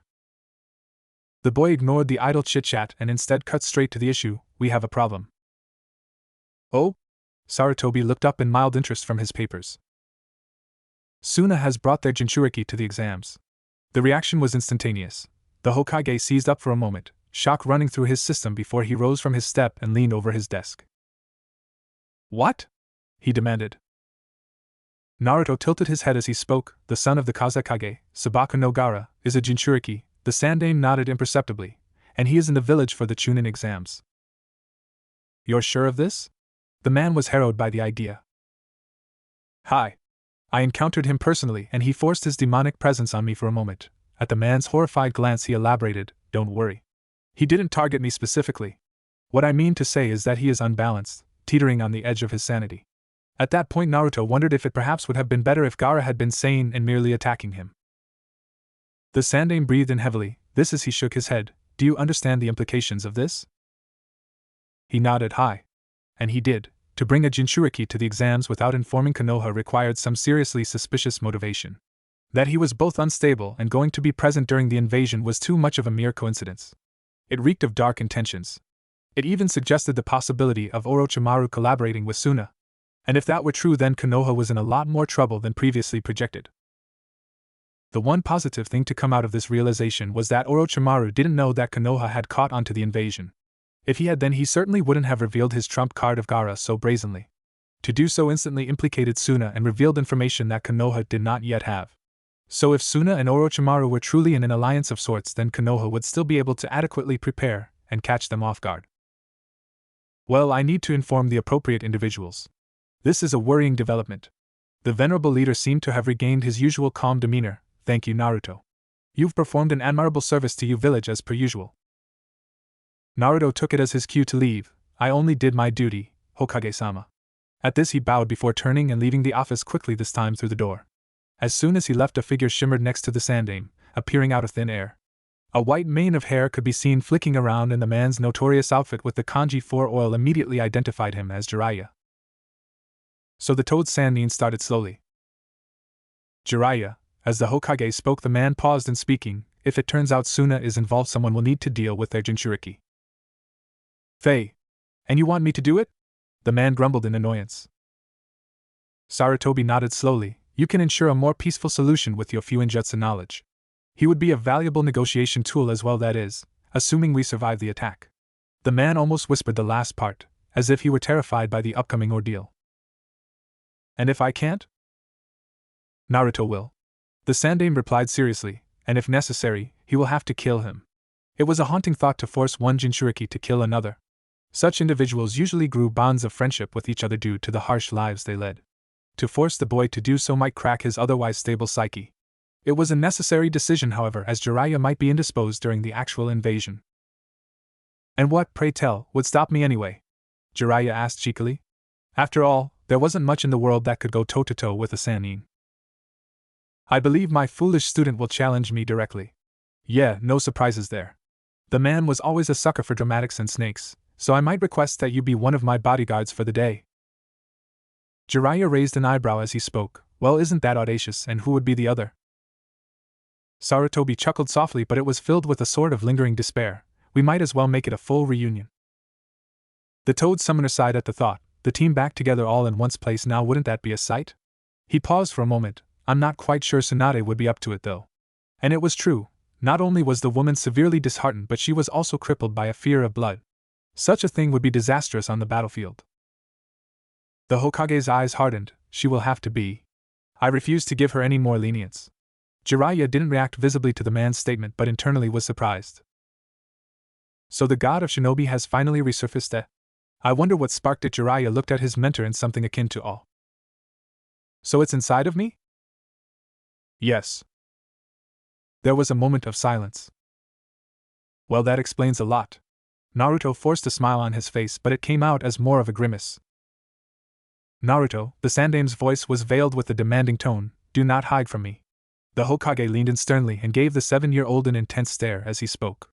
It was obviously meant to intimidate the boy into submitting to the man's request, but it had little effect on Naruto, who had faced countless glares of different kinds directed toward him throughout his short life. Despite this, the boy felt tears prickling at the edge of his eyes as the man spoke. "What do you mean?" He was lying through his teeth as he spoke. "I'm fine." He attempted to place a serious, calm expression on his youthful face, but the Sandaime immediately saw through it. He had been involved in politics for decades. An admittedly mature 7-year-old wouldn't be able to get anything past him. Regardless, the leader wished that for once in his life the blonde child would actually act his age and show his sadness. You are most certainly not fine, Naruto. Learning that a beast of the Kyuubi's magnitude is sealed inside should make you feel anything but fine. A hand reached out to reach the small boy's head. If you want me to stop treating you like a child, then you better learn to be straight with me. It was commanding but also laced with an incredible degree of concern. Someone Naruto's age shouldn't be suppressing their emotions. For a second Naruto didn't seem to react before his bottom lip trembled and his eyes began to water. Slowly his guard began to drop and he leaned forward to hug the venerable leader in front of him as he allowed the tears to fall. The man returned the embrace, and the two remained the way they were for several minutes. Eventually Naruto found himself running out of tears and a peace settled over him. His eyes gained a curious twinkle in them as he pulled out of the hug and stared at the Hokage. I think I understand why. He spoke carefully and was looking at the Sandaime with confusion laced in his eyes, but I don't understand. Why me? Naruto stood silently in the grim trees of the forest of death and took in the sight of the foreboding darkness. The training ground, if you could even call it that, made for quite an intimidating location if you didn't understand or have knowledge of its inner workings. For someone like Naruto, however, an elite jounin debriefed on every nook and cranny of the area, the forest was nothing more than that, a forest. For the genin running around inside, the blonde jounin was sure it seemed like a terrifying place. Naruto himself was not alone. He could feel the coiled, permeating power of the ANBU squad around him being deliberately suppressed. For many, the sheer potency of chakra in the air would distract them, but for Naruto it was little more than a grain of sand to his unending beach. The Kyuubi ensured that he was no stranger to powerful and dangerous chakra, and so the ANBU members were not even specks of dust in comparison. Regardless, Naruto was very aware of the powerful people he had at his disposal. There was a reason why he had such powerful ninja beside him too. The squad he was leading was one of the many assault teams of ANBU. Their singular purpose was to strike the enemy and strike hard. In most cases they would be the main attacking force of Konoha's army, but in this situation they had been specifically enlisted on the off chance of the snake Sannin, or one of his many followers, taking action during the second portion of the Chunin exam. Alone and without support, Naruto wasn't very confident in his abilities to defeat, or even hold off Orochimaru, but with one of the best ANBU squads and in the Forest of Death no less, the blonde jounin was a lot more comfortable. So when his tattoo seared with a chakra flare, Naruto didn't hesitate. Someone had signaled for help, and from the frantic nature of the chakra they were in distress. Diamond formation! Around me! Naruto shouted quickly as he moved, darting off of his tree with incredible speed. He followed the trace of the chakra flare in deep concentration, trusting the team surrounding him to protect him as he attempted to locate the person in trouble. They moved silently and in perfect sync, their training paying off in great display. Naruto and the squad soon found themselves in a small clearing, a female body being visible on the floor of the forest. Naruto held his hand up and the squad immediately stopped moving. Identity yourself. For a moment there was no reply before a hacking, shuddering voice announced, Mitarashi Anko. Another cough. Delta. Tango. 4. Charlie. 6. Foxtrot. Upon hearing the code, Naruto jumped down into the clearing, signaling the ANBU squad to follow him. As soon as they were within reaching distance, Anko began to speak harshly. Orochimaru. Headed east. Activated my seal. As soon as the snake's name came out of her mouth, Naruto felt an overwhelming desire to head toward the man in question, but Anko's state prevented him. She was his first immediate priority. Bird, hare, ox, pursue the enemy but do not engage. Inform any and all forces within range. The three nodded. Lion, informed the Hokage of the intrusion. The 4 ANBU disappeared in a flash of speed, a reply unnecessary at the time. As soon as they had left, Naruto looked straight down at the thrashing and pained ninja at his feet. He went onto his knees and moved his hands toward her shoulder. Try to stop moving, he intoned quietly. Anko quickly obeyed and stilled her movements so that Naruto could get a good look at her cursed seal. After a moment of inspection, Naruto let out a low sigh. Jiraiya-sensei's Fujitsu is still intact. Your willpower was strong enough to prevent any permanent effects from him activating it. As soon as he realized she didn't have any threatening injuries, the blonde jounin stood and gave her a small glare. That chakra flare was late, Anko. Why? Anko grimaced in anger. Knowing this was coming, I intended to take Orochimaru to the grave with me using Soujusosai no Jutsu.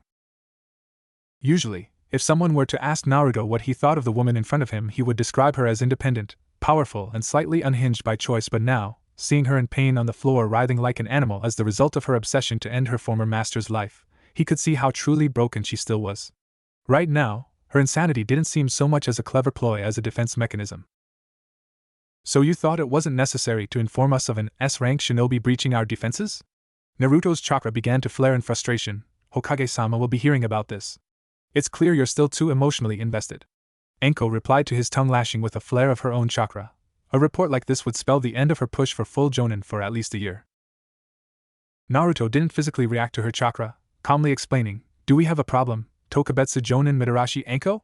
At her silence he nodded, "Go get yourself checked out at the tower. I can only help with the effects Orochimaru has had on your seal, not on your body." She didn't bother to reply to him, instead darting off in a huff. Naruto would have followed her, but he knew that she was suitably cowed now and would do as told. A sliver of guilt hit him when he thought of how harshly he had treated her. The young woman had been one of the few in Konoha to treat him the same from his moments as a young child to his rise through the ranks. He dispelled such thoughts coldly. His position as an elite jounin didn't afford him the luxury of guilt. The Namikaze decided to instead to pursue his teammates and get to the bottom of the intrusion by the snake Sannin. Understanding the need for speed, the blonde-haired boy moved quickly through the trees, his speed causing the leaves to rustle loudly as he passed. The wind itself began to pick up around him from jump to jump, and before long he was almost unnoticeable to the naked eye. It only took him a minute to catch up to the 3 ANBU he had sent ahead, seeing them standing at the exit of the Forest of Death. The three were clearly furious for some reason, their chakra permeating through the air with killing intent and their postures rigid with anger. When he landed outside the fence, Naruto didn't bother to ask them why they were angry because it was already clear. They had lost Orochimaru's scent. "We tracked him to the end of the forest Uzumaki Taishu, but then his trail goes cold." Hare explained uneasily, his disappointment clear. Naruto took a moment to compose himself before nodding. "It's only expected, he is a slippery individual. Don't bother continuing protocol, he's already long gone." Naruto turned his head slowly to the forest behind him before adding, "By now Hokage-sama would have been informed anyway, which means it's no longer our problem." And it was true. Naruto trusted Lion to have completed his task, which in turn meant that the Sandaime knew of Orochimaru's presence but chose not to alert the village. Obviously, the Hokage came to the same conclusion as Naruto in that the snake Sannin would escape before any worthwhile action could be taken. It was either that, or the Hokage was not willing to risk the current act of ignorance they were maintaining toward the criminals' invasion plans. Regardless, Naruto knew that the Hokage would be expecting his prompt arrival for a debrief, and so he turned toward the tower, signaling with ANBU sign language for the 3 shinobi around him to follow him. They did so immediately, and the group shot off quickly, heading toward the center of the forest at a fairly fast pace. To any genin around them, there would only be a flicker. They moved silently, something Naruto appreciated as a requirement of being part of ANBU. Anyone who had ever been or still was a part of the elusive group had experienced firsthand the crucial need for quiet when on the move. Often the dangerous missions they were sent on meant that even the rustle of a single leaf could spell doom for them. The four soon found themselves within the sights of the imposing building and flared chakra through their tattoos to signal their arrival to the ANBU members that were surrounding the tower. After all, with the Hokage in the building, it was only prudent for a number of the elite ninja to station themselves in close proximity. Naruto felt a flare of chakra in response, and took it as his signal to turn around to the 3 ninja behind him. "The Hokage will expect an off-the-books report from each of you by the end of the day, but for now take a rest, I'll see him alone." They all nodded silently, and he added, "Dismissed." Without a moment of hesitation they disappeared from his sights, using Shunshin to move away. He himself didn't bother to wait out their disappearing act, instead moving briskly through the imposing corridors and rooms of the tower toward where he knew the Sandaime to be. It was only after he climbed his 3rd set of stairs that he began to feel the undeniable presence of Yuzuki Yugao, one of the Hokage's preferred ANBU escorts. She was standing outside a small, unimposing door to what Naruto knew to be a storage area for the forest. The blonde jounin guessed it was precisely because of its relative lack of importance that his venerable leader chose to meet in there. The female ANBU member didn't react to his presence beyond a slight inclination of the head in a show of respect. He nodded back and opened the door without a moment's hesitation. He knew the Sandaime was inside and waiting for him. Before he had even closed the door, the man began to speak. So he struck it was clearly a rhetorical question, so Naruto didn't bother to answer. He alerted us to his presence, made us tighten our security, and did so through a forest full of genin. The Hokage was clearly distressed, and it showed on his face. Gone was the kindly grandfather, and in his place was the terrifying god of shinobi. If the Hokage was waiting for Naruto to answer, he didn't have one. "He gave nothing away to my squad, sir. They think his appearance in the forest was on a whim. My wayward student is nothing if not careful. No, every move he makes is calculated and has a reason behind it." He growled angrily. "I can assure you whatever he did today was something very, very important to him. He wouldn't expose his hand for anything less." The man's dark eyes shifted to stare intently at Naruto. "What do you think he was doing?" Naruto hesitated. Somehow this felt like a test. We can rule out anything to do with the invasion. If he was going to tamper with village security, he wouldn't reveal himself. He may have been receiving information from one of his spies, but even then I doubt he'd do so in such a brazen way. No, the only things I could see him gaining from this is that he has affected something not crucial to village security, or that he was trying to make an impression. As Naruto was finishing speaking, a Chunin burst into the room, worry on his face. Beg my intrusion, Hokage-sama, but Mitarashi-san requests an urgent audience. She says she has remembered something about a recent incident. The blonde jounin raised an eyebrow at that. Perhaps Anko knew more than she had let on before. Tell her to come immediately. The Chunin nodded and left quickly. I think, Naruto, that it is perhaps both. The meaning of what he said was lost on Naruto, and he didn't prod further. The Hokage seemed distracted by the Chunin's announcement. Naruto felt the presence approaching him before he saw him. He turned around to face the individual, and saw a young Chunin running toward him. While not indicating anything too extreme, Naruto could recognize the anxious expression on the man's face. He couldn't think of why in particular the man would be so tense. It was nearing the second portion of the Chunin exam, and he should be relieved if anything that his guard duty of the tower in the Forest of Death was nearing its conclusion. The blonde had little time to ponder the man's worried expression as he quickly neared him. They were in one of the countless rooms of the tower. Naruto had retreated in here after his debriefing with the Hokage to check his equipment in preparation to stand next to the Hokage as he gave the genin who survived the forest his speech, and the quiet room emphasized the heavy steps of the Chunin as he quickly came face to face with Naruto. Uzumaki-san. It even clearer now that Naruto could hear his tone. He was anxious about something. Yes? He replied politely. Hataki-san has requested your presence, sir. He seemed to hesitate at this point. He said to tell you Sasuke has been marked and that he required your sealing expertise. Naruto's eyes narrowed quickly. So this is what the Hokage had meant when he had said it was both. The Sannin had corrupted Sasuke and shown the Uchiha the extent of his powers. While doing so, he was trying to impress the boy. I'll go see him now. Where is he? Naruto quickly strapped on his last weapons pouch and tensed his muscles to shun Shin away. He's at the main entrance, sir. His team only just arrived. Thank you. And with a swirl of leaves, Naruto disappeared. When Naruto arrived at the front entrance of the tower, he was greeted by the sight of an absolutely exhausted and despondent Team 7. Hiroki seemed to be clutching his right arm in pain, and the blonde jounin could see under the gauze of medical tape attached to his elbow blood was seeping out. Next to him, Sakura stood weakly, shivering every moment or so and fiddling with her now drastically shortened hair. Sasuke looked the worst off. Numerous wounds dotted his body, although curiously many of them seemed to be in an advanced stage of healing, which suggested he had received them long before the exam, which Naruto knew not to be the case. He was rubbing his right shoulder constantly, and seemed to be in some form of pain. Naruto immediately knew why. Orochimaru, the snake Sannin, had attacked the three during the exam and marked Sasuke with the curse seal, and, from the looks of things, he did so on the right shoulder. If Naruto were a more emotional person, he would have outwardly grimaced. The heaven seal was a truly abhorrent thing and perverted the very nature of Fuinjutsu to a point that the blonde, as a proud user of the art, found himself disgusted by its presence. He had once inspected Anko's seal as a part of his training under Jiraiya, and the dark mark's continuous connection with Orochimaru had, at the time, merely been a thing of curiosity. Anko's loyalty had never been in question, and so it was seen as more of a hindrance to the woman than a possible boon. For Sasuke, however, a boy who has little shame in announcing his obsession with power, it deeply perturbed Naruto. The seal represented an opportunity for both Orochimaru and Sasuke in getting what they wanted, and he wasn't entirely sure either would be able to resist. Even if the Uchiha remained in Konoha, Naruto wasn't sure the Sannin would be as lenient in letting the boy slip through his grasp as he was with Anko. He trudged forward quickly and soon found himself face to face with Kakashi, the man appearing out of the shadows of a nearby wall upon his approach. He stared at Naruto silently for a moment, seeming to judge how best to frame what he was about to say, before beginning to speak carefully. Naruto, the blonde nodded slowly. Sasuke here has a little problem. Something you'd be best suited to deal with. Sasuke had grunted in annoyance, but a quick look from Kakashi silenced him. If you wouldn't mind? The blonde replied quickly, of course. I'll do my best, but from what I've studied it'll be impossible to completely remove the seal. He didn't bother to elaborate, with Sakura and Hiroki listening in. Kakashi caught the drift and stepped away from Sasuke, instead turning toward his other two genin. Sakura, Hiroki, the two looked at their sensei curiously as he beckoned them toward him. While they moved away from Sasuke, the other jounin in the room quickly gestured toward the Uchiha to follow him. The black-haired boy submitted without so much as a grunt and followed Naruto as he walked out of the entrance and through the countless rooms of the tower. You're lucky you finished the exam early.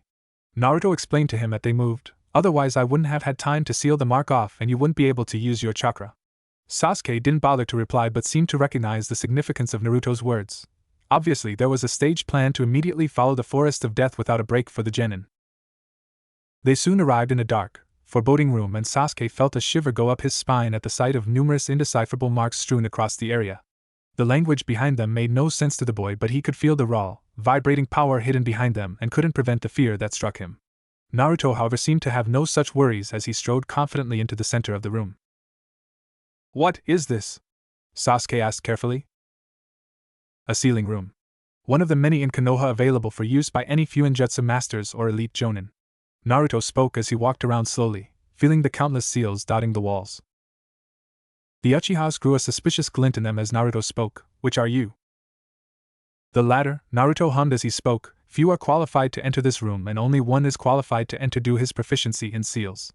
At Sasuke's confused look, Naruto elaborated, "With the loss of the Yondaime, Konoha only has a single Fuinjutsu master remaining, Jiraiya of the Sannin."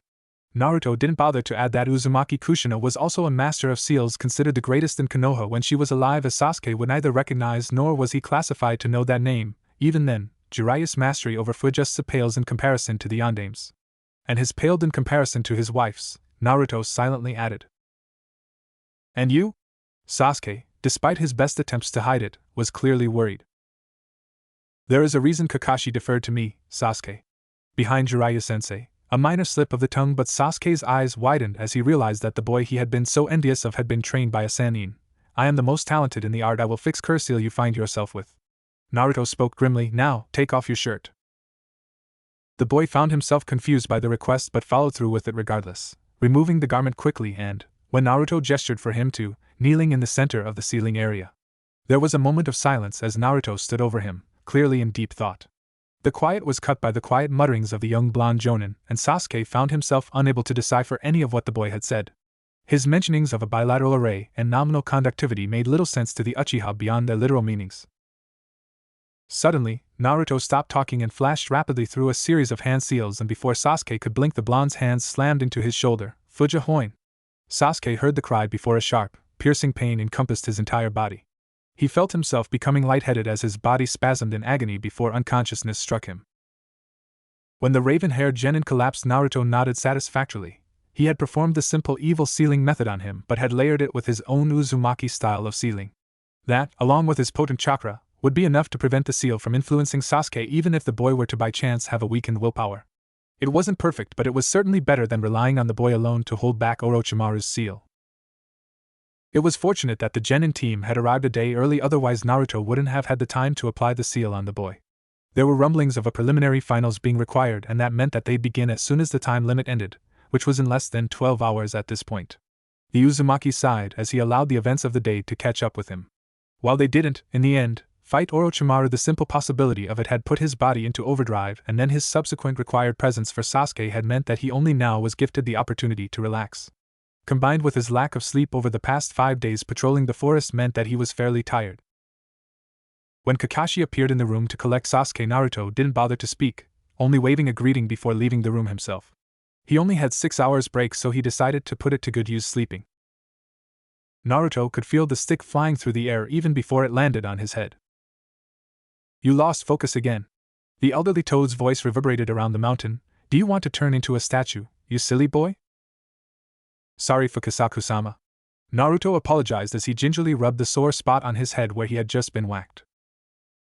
The stick descended again without warning. "None of that Sama nonsense in my presence, Naruto-chan. Shima would be devastated if she heard you using such distant language."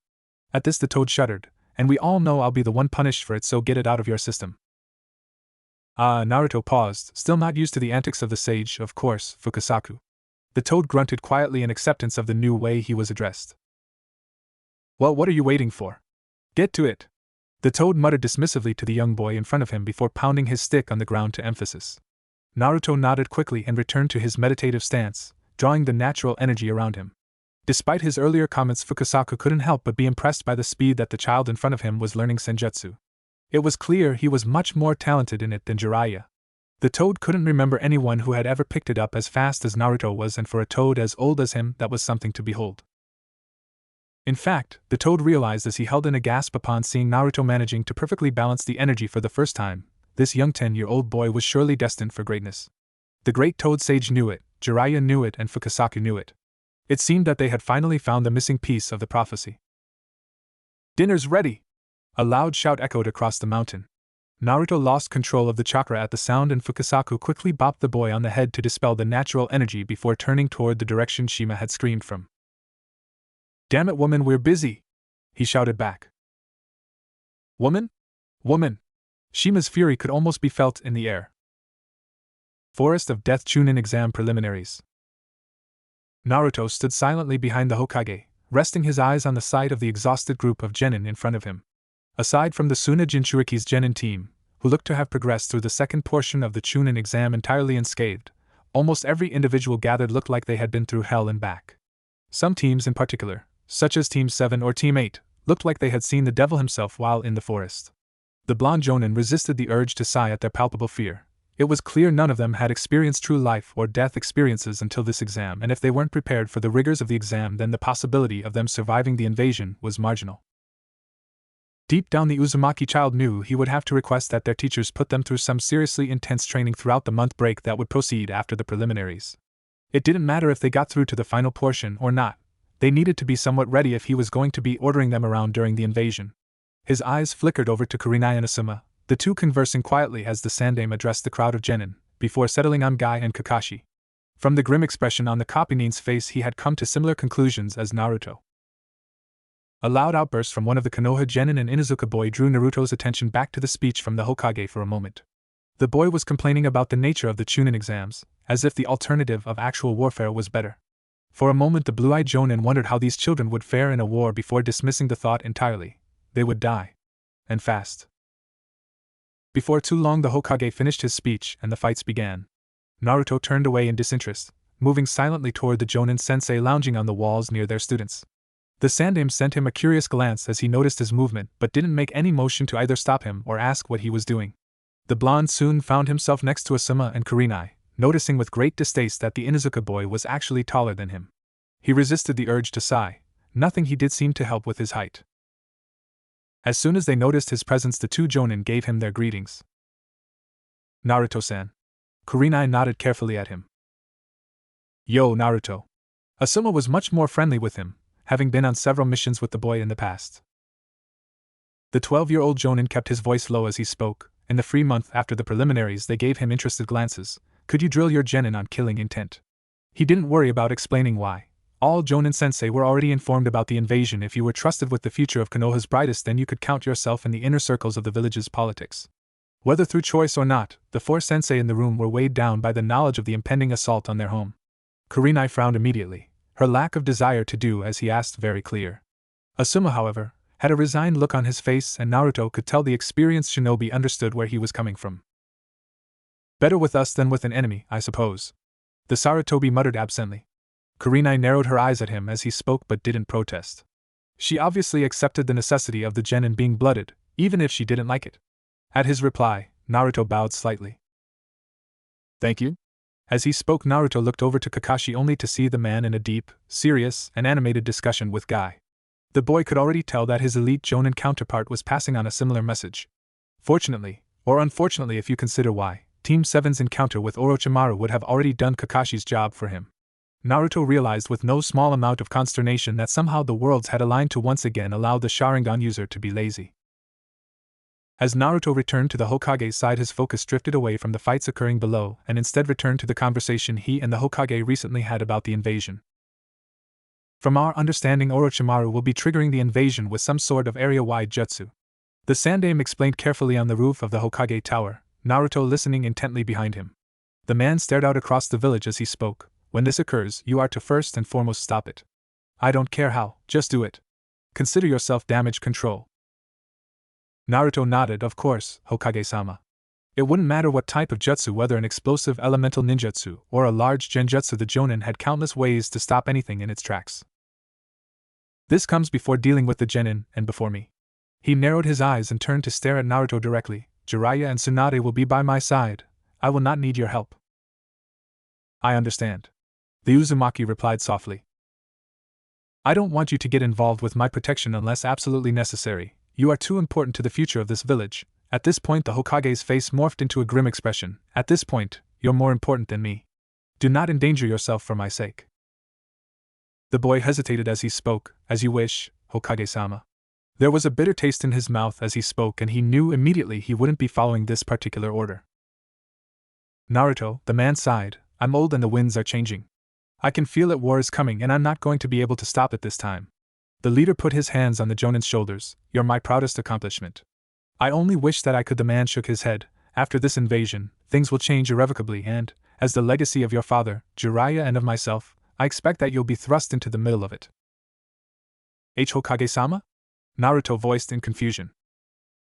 I only ask that whatever happens, you'll try to forgive me. The Sandame's face twisted into a distressed expression. Now please leave. I have a lot to think about. It had been an extraordinary conversion. In all his life, the Sandame had never been so open and so weak in front of Naruto. He had felt the fear of the man in the air as they spoke. Most terrifying to the young jounin, however, was that the fear never seemed to be about the Hokage himself. Instead, he almost seemed scared for Naruto. The boy didn't know what to think. Naruto's attention was forced back to the Chunin exam occurring below him as he realized the final fight had finished. The surviving genin had all just been summoned to the floor to receive their allocated opponents for the third and final phase. His eyes drifted over Sasuke's proud form, sneering in distaste at the spandex-wearing genin jumping in joy beside him. When his eyes landed on the Suna Jinchuriki, Naruto felt a suspicious anger flow through him. The use of the boy as a cold-blooded weapon left a horrible feeling in his stomach. The sickly voice of hate reverberated around the room. The matchups of the final phase of the Chunin exam are as follows: Rock Lee vs Temari, Shikamaru Nara vs Shino Aburame, Niji Hyuga vs Kankuro, Gaara vs Sasuke Uchiha, and Kiba Inuzuka vs Dosu Kinyuta. The man went on to explain the brief period before the third phase, but Naruto didn't remain behind to listen, following the Hokage as he left the tower. It was hours later at one of the countless training grounds dotted around Konoha that Naruto next saw another human being. He had exited the tower and headed straight to a deserted area in order to let out the frustration that had been seeping into him every time he thought of the orders the Sandame had given him pertaining to the invasion.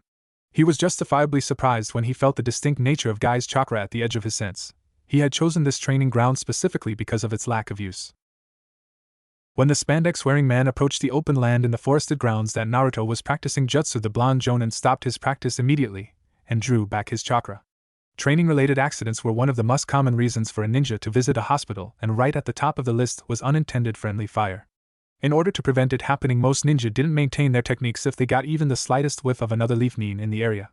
Naruto knew Guy would likely be able to dodge anything he threw around, but it didn't hurt to be safe. Naruto! The man grinned as he shouted loudly across the grassy opening. Naruto raised a speculative eyebrow and walked toward the man. When he found himself within speaking distance, he replied, Gai-san? Please drop the formalities, Naruto-kun, it diminishes my sense of youth. The man strutted over until he was only an arm's distance from Naruto and beamed happily at the boy. Of course, Guy. Naruto replied easily. There was an aura to the jounin in front of him that just encouraged you to be comfortable. I'm afraid I didn't come out here merely to admire your passionate fire for training. Guy's eyebrows wiggled as he spoke, accentuating his words. Although I must congratulate you on your display of inexhaustible power. I came instead to ask a favor. The man's face grew grave at this point, although Naruto felt it was put on. You see, my wonderful student Rock Lee is matched up against a Sunanin who is known to specialize in Futon Jutsu. Naruto's eyes narrowed. I don't suppose my preference for Futon might have something to do with you being out here.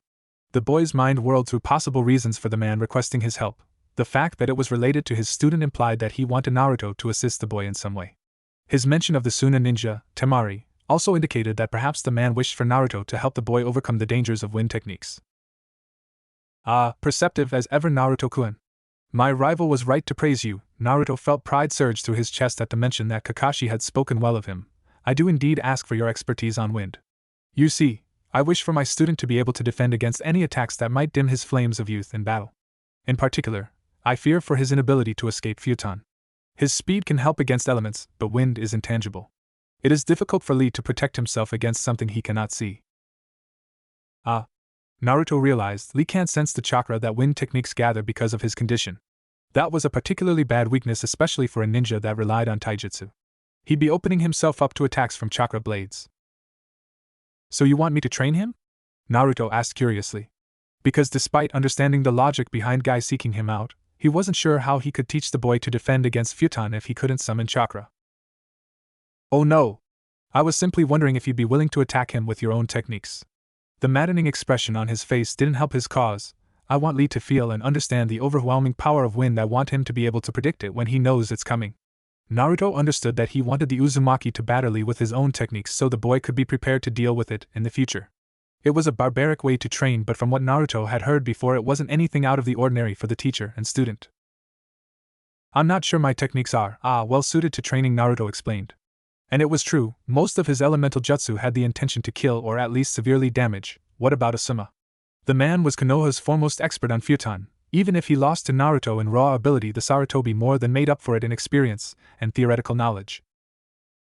His student, Shikamaru-kun, has reached the final stage, and I do not wish to prevent Asuma from fanning his flames of youth.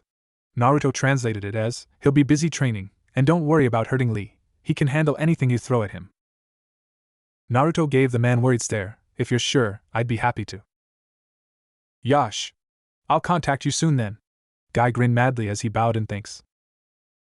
The four sat silently around the table, the tea in front of them remaining untouched. The little room they were using to talk was one of the countless conference rooms in the Hokage Tower, consisting merely of a table and set of chairs with a few impersonal decorations dotting the walls. All in all, it was a very normal, nondescriptive thing, which was precisely the reason they had chosen to meet in it. It wouldn't do for anyone in the village to hear what they were discussing, nor to even know they were talking at all. If a ninja of the village saw them together, suspicions would be drawn. The warmonger and the leader talking was never a good sight. Even seeing the aged team of the first Hokage gathering was worrying. Their tolerance of each other's presence had whittled down to nothing more than respect over the years, as the three of them continued to disagree with one another constantly. Koharu broke the silence first. And you've made the appropriate preparations? She worded her question carefully, knowing if she misstepped the man in front of her would clam up and remain silent.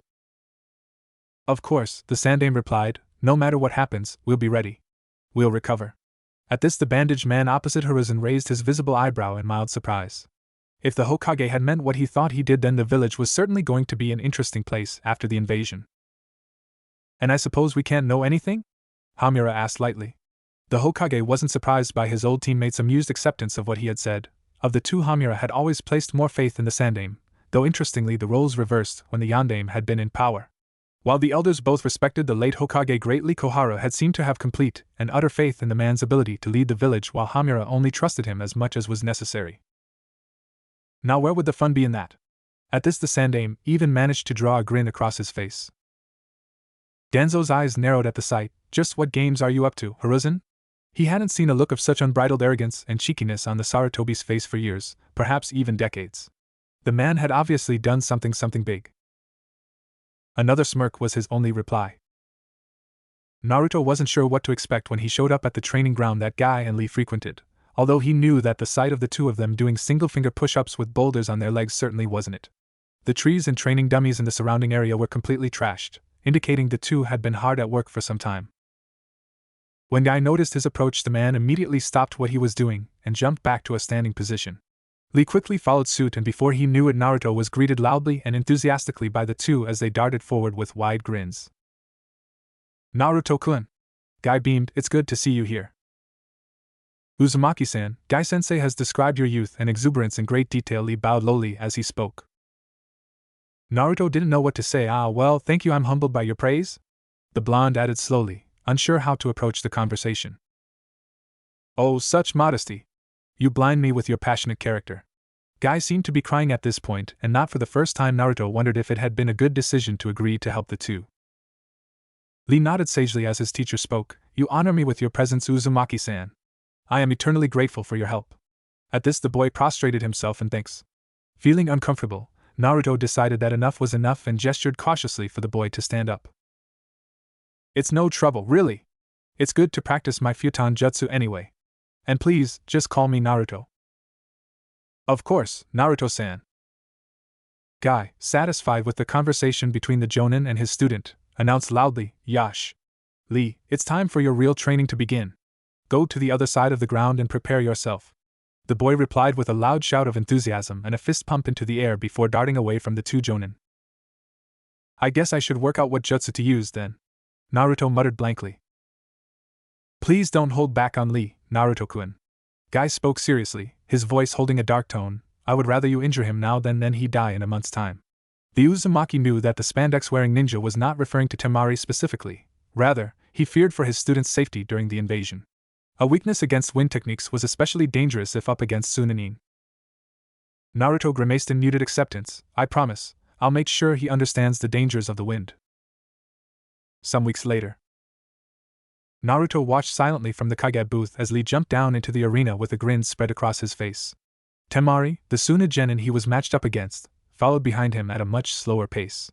As Lee bounced around excitedly on the arena floor, her face twisted into a look of distaste, and it was clear she thought of the spandex-wearing genin as nothing more than a fool. Which, Naruto realized, was probably half the reason Guy, and inevitably Lee through imitation, put on his silly act around enemies. His foolish and obnoxious behavior encouraged you to see him as an idiot and underestimate him. Those that did soon learnt why Guy was a shoo-in for the next elite jounin opening. It was unnerving how dangerous Guy could be when he got serious, and now Naruto could see him passing on his habits to his students. That wasn't to say the two weren't actually like this.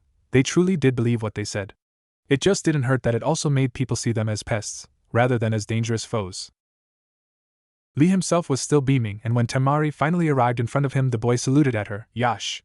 I look forward to an exciting match, Temari-san. Humph, we'll see. The girl sneered at him. Hate seemed to take this as his cue and moved between the two genin, raising his hand. All around the stadium, ninja, nobles and civilians alike all bent forward in anticipation, waiting for the first match of the third phase of the Chunin exam to start. It was what they had paid for, to see two upcoming and talented genin fight it out for the chance to be promoted. Rock Lee of Konoha versus Temari of Suna begin. And with that, Hate brought his hand down in a chopping motion before quickly backpedaling to the edge of the arena ground. Temari herself immediately jumped backwards at his announcement, intending to keep as much distance away from the taijutsu specialist in front of her as possible. She had seen the way the boy had easily dispatched his opponent in the preliminaries and knew if she let him get too close he'd do the same to her. Lee meanwhile stood completely still and watched as the girl moved, analyzing her stance and the way she glided across the air. The ninjas spectating with decent experience under their belt instantly recognized his actions for what they were. Lee, being a user of close-quarter combat, was already trying to work out her pattern of movement, her preference for her right side, reliance on her legs as support when landing, and instinctual need to lean slightly forward at all times were all immediately noticed by the Leafnin. Temari's desire to escape his range had already damaged her chances in the match. Naruto knew if Lee had more experience and knowledge, he would have recognized that the absence of any arms being used for support meant a reliance on a weapon of some sort, and that her need to lean forward indicated that some of the jutsu she used pushed her backwards in some way. But the boy was only a genin, and so the blonde jounin knew that while Lee had seen the habits of the girl, he wasn't able to process why they were habits. Regardless, Lee looked very pleased by what he had seen. If you don't want to come to me, then I'll come to you. And with that he darted forwards toward where the girl was. Temari, to her credit, didn't look very worried by his approach and instead pulled something off of her back. It appeared to be a large fan of some sort, and Naruto's eyes narrowed when seeing it. The Sunanin had gotten through the preliminary fight solely through taijutsu and some basic futon techniques, so they hadn't known about her use of tessenjutsu. Naruto hadn't thought to prepare Lee for such weapons, mainly focusing on the dangers of wind-enhanced blades, and oversight he was now seriously regretting. In the distance in one of the stands, Naruto could see Guy's eyes narrowing in worry.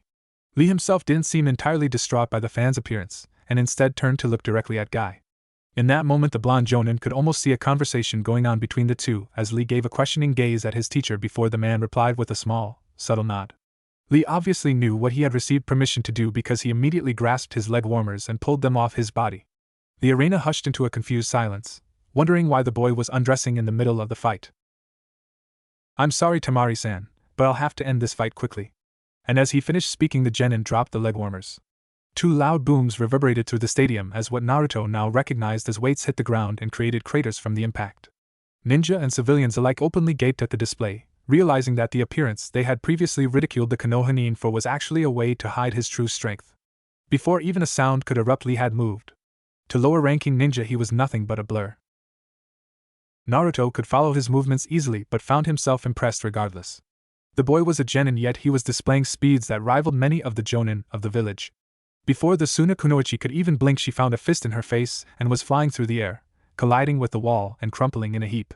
Lee immediately followed her and prepared to strike again, but Temari managed to get over her shock in time to gesture wildly with her fan. Kamaitachi no Jutsu! She screamed loudly as hundreds of invisible blades were created from wind and sent toward Lee. To his credit, the Konoha genin didn't panic and quickly took action to avoid being hit. Naruto almost leant forward in anticipation. This moment would show whether he had been successful in helping Lee prepare for the exams. Over the month the boy did seem to understand and grasp the methods to sense and avoid Futon Jutsu, but to do it in a real battle was another thing entirely. Naruto couldn't help but feel a small amount of relief hit him as he saw the boy instantly react to the jutsu and jump backwards. His decision to put as much distance as possible between him and Temari was the right one. From what Naruto could tell, the girl's technique was wide-scale and frontal. The only way to avoid being hit was to either go far enough to the left or right of it to not be hit, counter with an equally strong one, or, as what Lee did, move outside of the range of it. Naruto could feel the chakra infused in the wind begin to collapse as it struggled to reach Lee before finally give out completely. As soon as it did, Lee disappeared from his spot, flying at top speed toward the Sunanin. Temari was still panting in exertion from trying to extend her jutsu farther than possible, and so was unable to defend herself against the brutal barrage of hits that Lee got in. As more and more made contact, the crowd began to buzz in excitement, tasting the blood of the first match in the air. Eventually, Lee completed his vicious attack with a kick to the girl's midsection that sent her crashing once again into the wall. This time she didn't stand back up. Winner by knockout, Rock Lee of Konoha. Several matches later, Naruto focused on the match occurring below him, witnessing Kakashi's student rapidly moving through a set of hand seals. When he finished, the boy reared his head back and blew a large fireball out of his mouth. The fire moved rapidly toward his opponent, the Suna Jinchuriki Gaara, until it suddenly clashed with the boy's sand defense. The fire roared loudly in defiance as it fought to overpower the sand, but ultimately it failed and disappeared, no longer any chakra left to power it. The smoke cleared and Gaara could be seen folding his arms, not a scratch on him. Sasuke only seemed to grin at the terrible situation he found himself in, which was curious in and of itself. If the Uchiha couldn't puncture Gaara's sand defense through either taijutsu nor ninjutsu means, then there didn't appear to be a way for him to win the match. And from the bloodlust that was on the redhead's face, he seemed to realize this too. In fact, it might be best if the raven-haired boy forfeit to avoid his own death. Only when Naruto noticed Sasuke gathering chakra around his right hand with the distinct sound of screeching did the blonde boy realize why Kakashi's student was smirking. He was going to use Chidori, an assassination technique, on the Jinchuriki's sand in an attempt to break through. As he finished charging the attack up, Sasuke charged at his opponent, the lightning licking the air and damaging the wall as he moved. Sasuke was soon in front of Gaara and without missing a beat shoved his hand forward, the lightning cutting through the first part of the sand defense like butter. When his hand finally hit the redhead's shoulder, there was a loud cracking sound and the jutsu quickly disintegrated. For a moment nothing happened until Gaara suddenly blew the Uchiha away viciously with a swipe of sand. As the Uchiha crashed into the wall on the opposite side, a loud, crazed laugh could be heard erupting from the Jinchuriki's mouth. Blood was trickling down from a wound on his shoulder courtesy of Chidori, but he seemed to ignore it, instead choosing to laugh madly. The stadium was silent to the sight of the boy's insanity, until suddenly the boy grimaced and bent at the waist. He held his head in his hands and moaned in pain. Naruto the Sandan growled from his seat. Naruto, nodded imperceptibly from his position in the shadows of the Kage box, understood. And he did understand. The Suna Jinchuriki was close to breaking point, which meant, more significantly, that the invasion was about to begin. He had just been ordered to initiate his own defensive protocols. The blonde jounin moved quickly to the edge of the box in preparation to jump down. From the corner of his eyes he could see the Kazekage Orochimaru in disguise watching his actions in mild interest. Blood? My blood! Gaara's scream pierced the air as feathers began to fall around the stadium. When the genjutsu began to come into effect, Naruto immediately sprang into action. He jumped into the center of the arena just as the Suna Jinchuriki disappeared out of it with the assistance of his siblings. Explosions could be heard around the village, and the distinct sounds of war erupted, a cacophony of screaming, shouting, and weapons colliding. Naruto himself ignored the chaos around him, instead focusing within himself to draw chakra out from within. In seconds he had gathered an amount that would hold most jounins in their place before suddenly releasing it in a single pulse. It flew outward, dispelling the genjutsu's effects on anyone caught in its range. Konoha civilians and ninja alike shivered as the simultaneously soothing and malicious hit them, its nature courtesy of Naruto's training in harnessing the Kyuubi. Those who recognized the particular owner of it let out a small sigh of relief, the knowledge that one of Konoha's best was already engaging in the battle reassuring them. As soon as he was satisfied that the chakra pulse had successfully overwhelmed the jutsu, Naruto moved on to his next course of action, that of directing and managing the genin. He jumped toward the competitor's box, knowing that many of the most talented genin would be gathering there. He found himself face to face with a group of confused ninja, kids his own age, some with anxious but resigned looks on their faces and others with ones of unadulterated terror. When they noticed his approach, almost all of them stopped their bickering and turned to him. Even Sasuke, who had previously been preparing to give chase to the Jinchuriki, gave him his full attention. None of them seemed willing to speak until finally a young blonde girl wearing a purple outfit stepped forward. "What's going on?" Naruto recognized the girl as Inoichi's daughter and gave her an appraising look. She looked scared, but the fact that she had spoken first made it clear she was one of the more confident of the group. Naruto was glad he could see the sliver of fear in her eyes. She needed to keep her on her toes. "Konoha is being invaded." He spoke calmly and ignored the gasps of shock and fear. "As we speak, Suna and Oto ninja are attacking the village." What? Why? This time it was Chuza's boy Chuji who spoke. Naruto replied quickly, "The why is irrelevant, you all now have a duty to your home. As genin, you're expected to facilitate the evacuation of all civilian and non-combat personnel." As he said this, he gestured to the arena around him. The sight of a dozen screaming civilians being cut down by a wind jutsu visible to all. "You are to break into 2 groups and disperse to all public buildings." Naruto knew there were jounin posted at the hospital and academy already, but it never hurt to be safe. "Hold on a minute. What if I want to fight?" The boy who spoke was clearly an Inuzuka. If his clan markings didn't reveal it, then his brash attitude did. "Absolutely not. You have no real combat experience to prepare you for what you would face. Do as I say and you might survive the day." Naruto dismissed the boy's statement, finding little time to even entertain the thought. This time Hiroki spoke. "Who says I have to listen to you anyway?" "Yeah, who do you think you are?" Naruto didn't give Kiba time to finish his sentence, releasing the control he had over his chakra and pumping it into the air. The air around him began to shift, shimmering with the strength of his energy. The ground cracked under him and dirt flew up and spun around the jounin. The air itself was saturated in his presence, the combined calming taste of his nature-orientated chakra and evil, terror-inspiring demonic chakra of his tenant practically tangible. For the genin, it was unlike anything they'd ever felt. Even Team 7's experiences with Orochimaru hadn't been like this. They felt like they were suffocating and struggled to even stand. Sweat broke out across their brow and a few looked close to fainting. "Are you disobeying a direct order of an elite jounin of Konoha?" Naruto spoke softly, contrasting with his dangerous temperament. Kiba and Hiroki couldn't even find it in themselves to reply and instead fell to their knees. And then as soon as it had started, it was gone. Naruto withdrew his presence, and the genin gasped for breath. The pressure lifted, but their eyes stayed wide open. Sasuke in particular stared at the jounin with shock. Here was someone his own age who could bring him to his knees with killing intent alone. Only when Itachi had slaughtered the clan had he ever felt so helpless before. "Understand this, genin. I am not the strongest ninja participating in this battle. Perhaps I am not even one of the strongest." If possible, their eyes widened even more. This was the power of someone not even at the top. "I need you to realize this battle is beyond you. Instead, I expect you to complete these orders to the best of your ability. Lives depend on it." At this, Shikamaru stepped in reluctantly. "Don't worry, I'll make sure we do it. I'm sure you have somewhere to be." Naruto stared at him through narrowed eyes.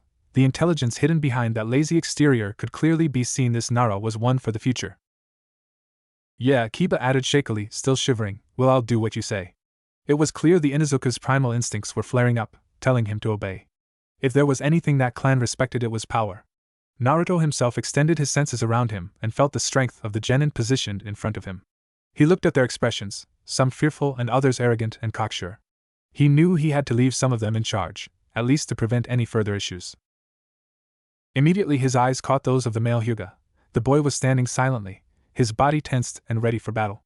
His confident eyes belied an appropriate nervousness, and Naruto felt pleased by what he saw. He remembered the boy's fight against the Suna puppeteer. It had been brutal and efficient, the Hyuga ignoring the puppets and instead quickly disabling the opposing genin in minutes. It had been impressive. Finally, his thoughts returned to the Nara. He knew the boy was intelligent, immeasurably so, because of his experiences with his father. Genius like that simply had to run in the family. Along with that, he had seen it in action against the Aburame genin. Using a series of tricks involving kunai and ninja wire, the Nara had manipulated the stadium into giving him an angle for his shadow jutsu to be used. The boy definitely had cunning behind the lazy exterior. "Niji Hyuga, Shikamaru Nara," the two stiffened as soon as he spoke. "Consider yourselves promoted to chunin. Work out the 2 groups and lead one each. Niji, take the most physically able genin to the south of the village to evacuate. There it's closer to the front lines. Shikamaru, take everyone else to the north. You will have a much greater number of civilians to deal with. The north of the village was much more well protected and closer to evacuation points, so most civilians bought houses in the area. Prepare for the possibility of enemy forces, don't trust anyone. Dispel genjutsu every 30 seconds and flare your chakra every 15. The ANBU HQ had a war room synced to every Konoha ninja's chakra signature, and so the flares would serve to update those in charge on troop movements. Naruto turned away from the genin. Good luck. And have faith, we're stronger than them, smarter than them, and we have something much more important to fight for. At this he saluted the group before disappearing in a swirl of leaves. Shikamaru and Niji immediately looked at each other in apprehension while the rest of the genin gaped at the spot the jounin had disappeared at. Man, that guy is crazy. At a withering glare Sakura sent him, Hiroki added, crazy strong, that is. Ahihi. Naruto quickly returned to the kage box only to find it empty. The area itself was trashed beyond recognition, and it was clear a small skirmish of some sort had already occurred. Despite his best efforts, the blonde jounin couldn't prevent the anxiety curling into a knot in his stomach. The absence of the sandame and his bodyguards meant he had certainly missed Orochimaru's reveal. This, in turn, meant they were surely already fighting somewhere. Closing his eyes, Naruto extended his chakra out, searching for the presence of the Sannin or Hokage. It took him a few moments before he finally sensed the powerful healing chakra of Tsunade several hundred meters in the distance toward the center of the village. He didn't waste any more time, pushing out of the kage box with great speed. To anyone under jounin he would only be a blur when he passed them. His speed had always been one of his greatest attributes, and right now he was putting it to full use as he raced across half the village in only seconds. Soon he found himself approaching the chakra of Tsunade, and so prepared himself for what he might find.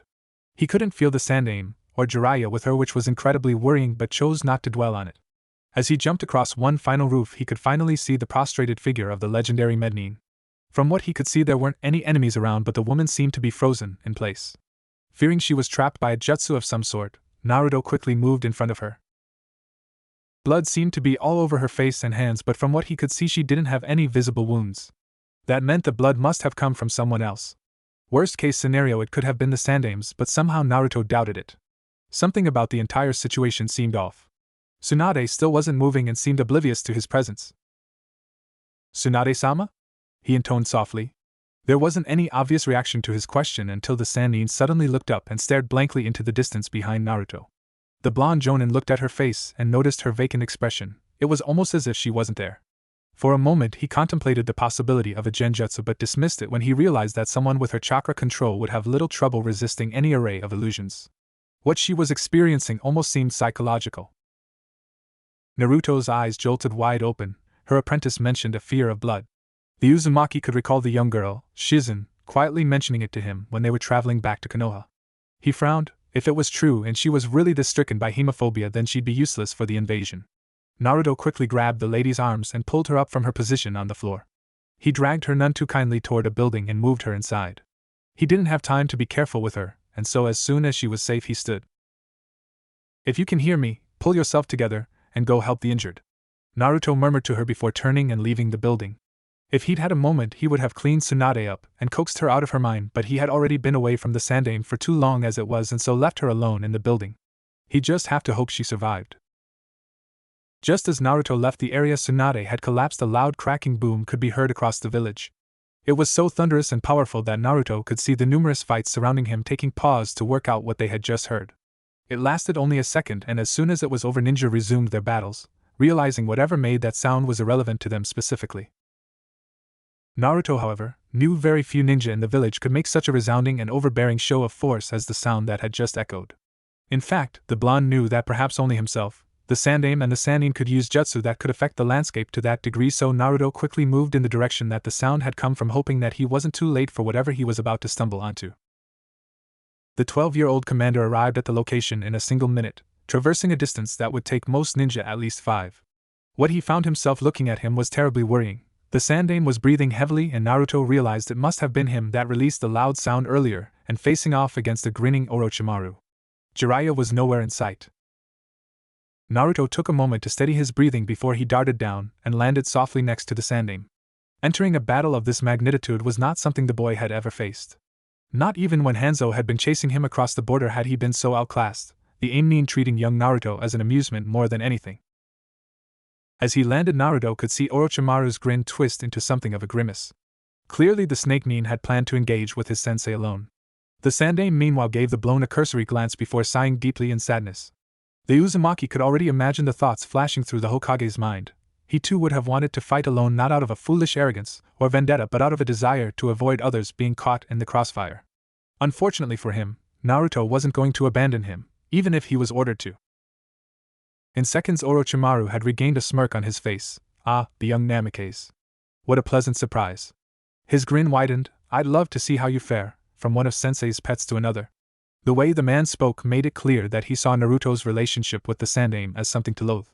The jounin realized he must, to some degree, imagine himself being where Naruto was in the past. Naruto. The Sandaime intoned. Where is Jiraiya-sensei? Naruto asked softly, content with the pause in the fight that his appearance had granted. I sent him to deal with the Jinchuriki. The Sandaime explained. He should be back soon. When he is, I expect you to leave. The way he spoke indicated there was no room for argument. Naruto hesitated from answering before accepting that when the Sannin returned the battle would turn into something outside of his league. His presence here was affording a brief respite. The snake Sannin would likely toy around with him for a bit in an effort to get under his skin. Of course, Hokage-sama. Naruto submitted, comfortable that he would at least protect his leader until someone more capable arrived. Oh, I think you misunderstand, Sensei. Orochimaru's voice cut through their conversation, a wicked grin on his face. From now on no one will be leaving and no one will be entering. Naruto sported a look of confusion, while the Sandaime went stock still for a second before turning to the blonde jounin with a wild look in his eyes.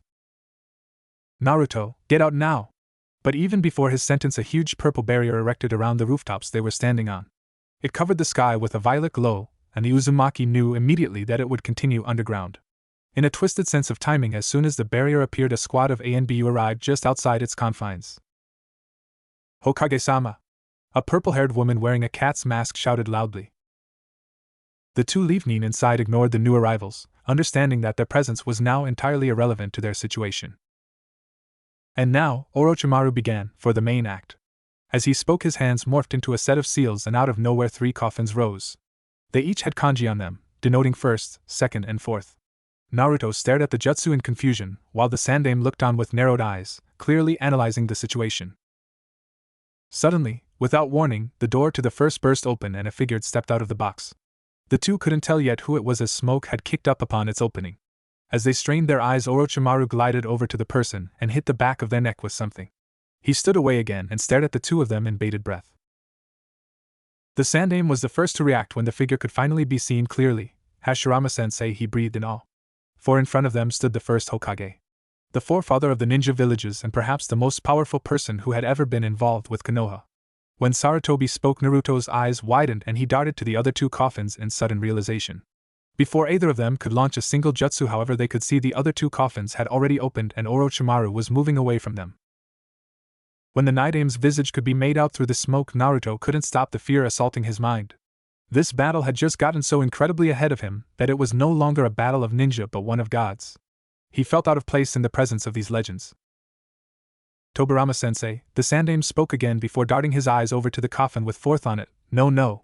He almost screamed in worry as he realized that the two of them might soon be facing the combined might of the Senju brothers and Naruto's father, the Yondaime. With just the 2 dead Hokage, the Sandaime felt he might have had a chance, but the Yondaime as an addition would end any hope.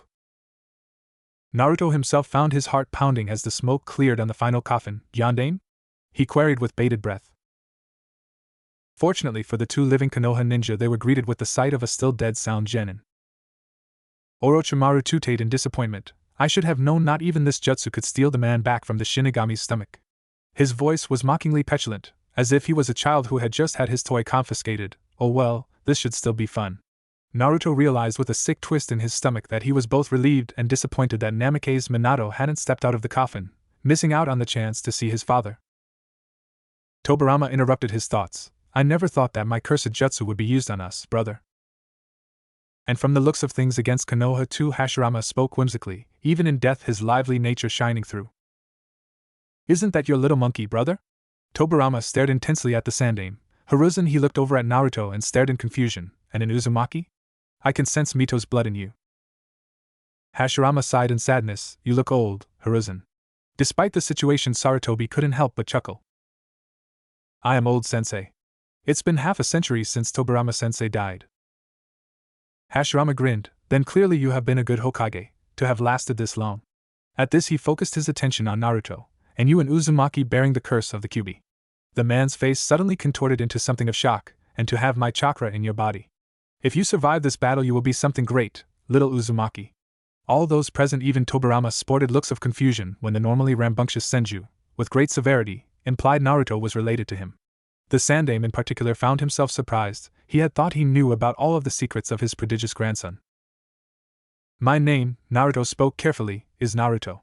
As he spoke, Orochimaru could be seen molding chakra into a single hand seal. As he did this, both revived leaders went still before beginning to emanate their chakra. Well then, child of the sage, let's see if you can survive. And at that, the Mokuton user launched himself at Naruto. Rooftops near the Hokage Tower. Naruto and Hiruzen vs Orochimaru, Hashirama and Tobirama. The Senju brothers moved as one toward the blonde, chakra gathering and coalescing around their body. It would be an intimidating sight to even the most powerful of shinobi, so for Naruto, not even in the same league as the two, it was worrisome to say the least. The two men moving at him weren't just powerful ninja, they weren't just Kage, they were the founders of Konoha, relics of the legendary warring clan period. They'd been born into the fires of war and shaped it as they saw fit throughout their life. Of course, Naruto quickly remembered he had a legend of his own beside him as he watched the Sandaime dive in the way of the Nidaime and cut him off from Naruto. And even as Orochimaru moved, hoping to eliminate the young jounin while his Hokage was distracted, he too was interrupted by a hastily risen Earth Justu.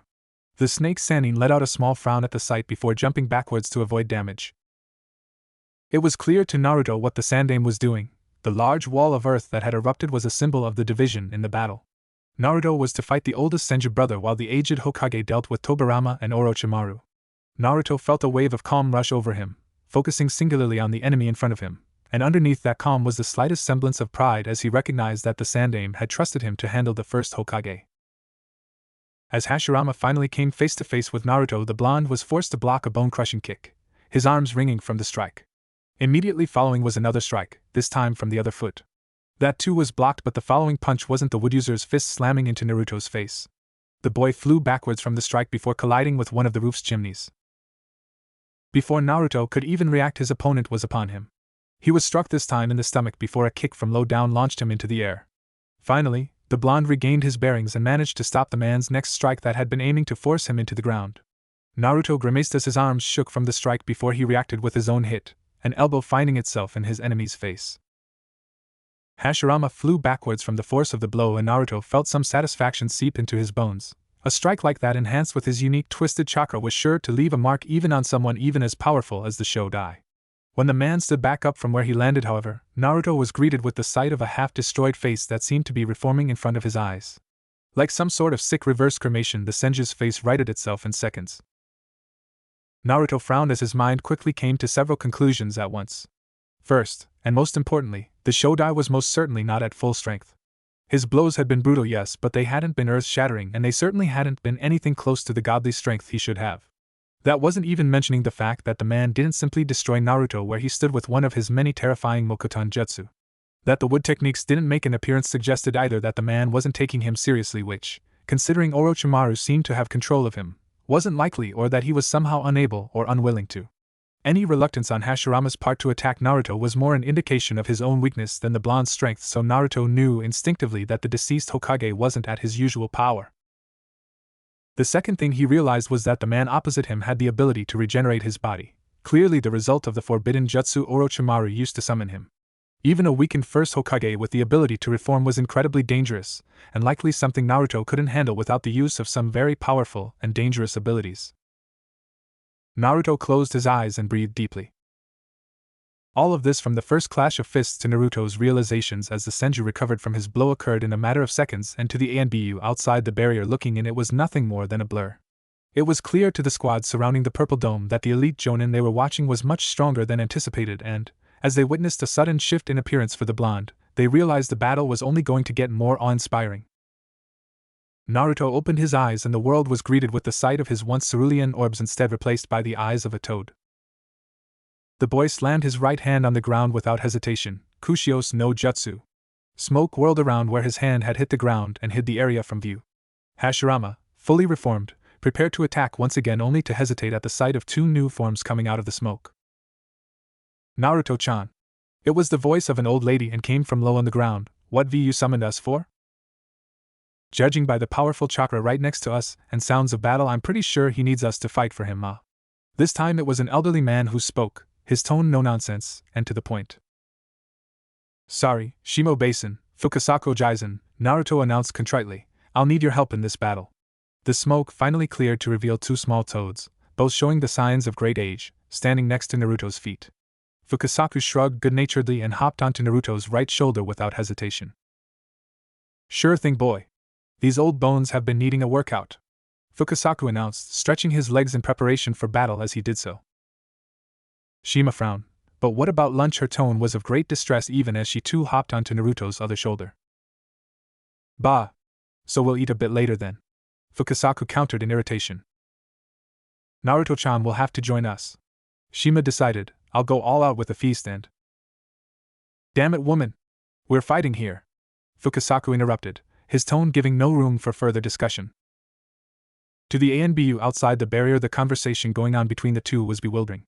They recognized intrinsically that the two summons they were watching were powerful, unbelievably, immeasurably powerful, and so them bantering like an old married couple was disconcerting to say the least. Naruto, however, didn't appear the slightest bit surprised by their arguing and seemed to be waiting for the conversation to finish, watching the senju out of the corner of his eye as he did so. Suddenly, the man started summoning chakra and Naruto understood he'd had enough of analyzing the inclusion of the toads. How long do we have? Shima asked seriously, quiet enough that only her husband and Naruto could hear. I can last 5 minutes now, Naruto replied, then I'll have to summon another clone. He'd already dispelled one to attain his first influx of natural energy, which meant he only had one more to replenish his chakra. The two toads didn't respond to his statement, recognizing that now wasn't the time to discuss Naruto's increase as a result of training. Shima narrowed her eyes as she stared at Hashirama. That man isn't natural. She sounded disgusted. He feels like death. He is, that's the first Hokage. Orochimaru summoned him, and the night aim. Naruto explained carefully as he watched the senju. The other two are fighting Hokage-sama.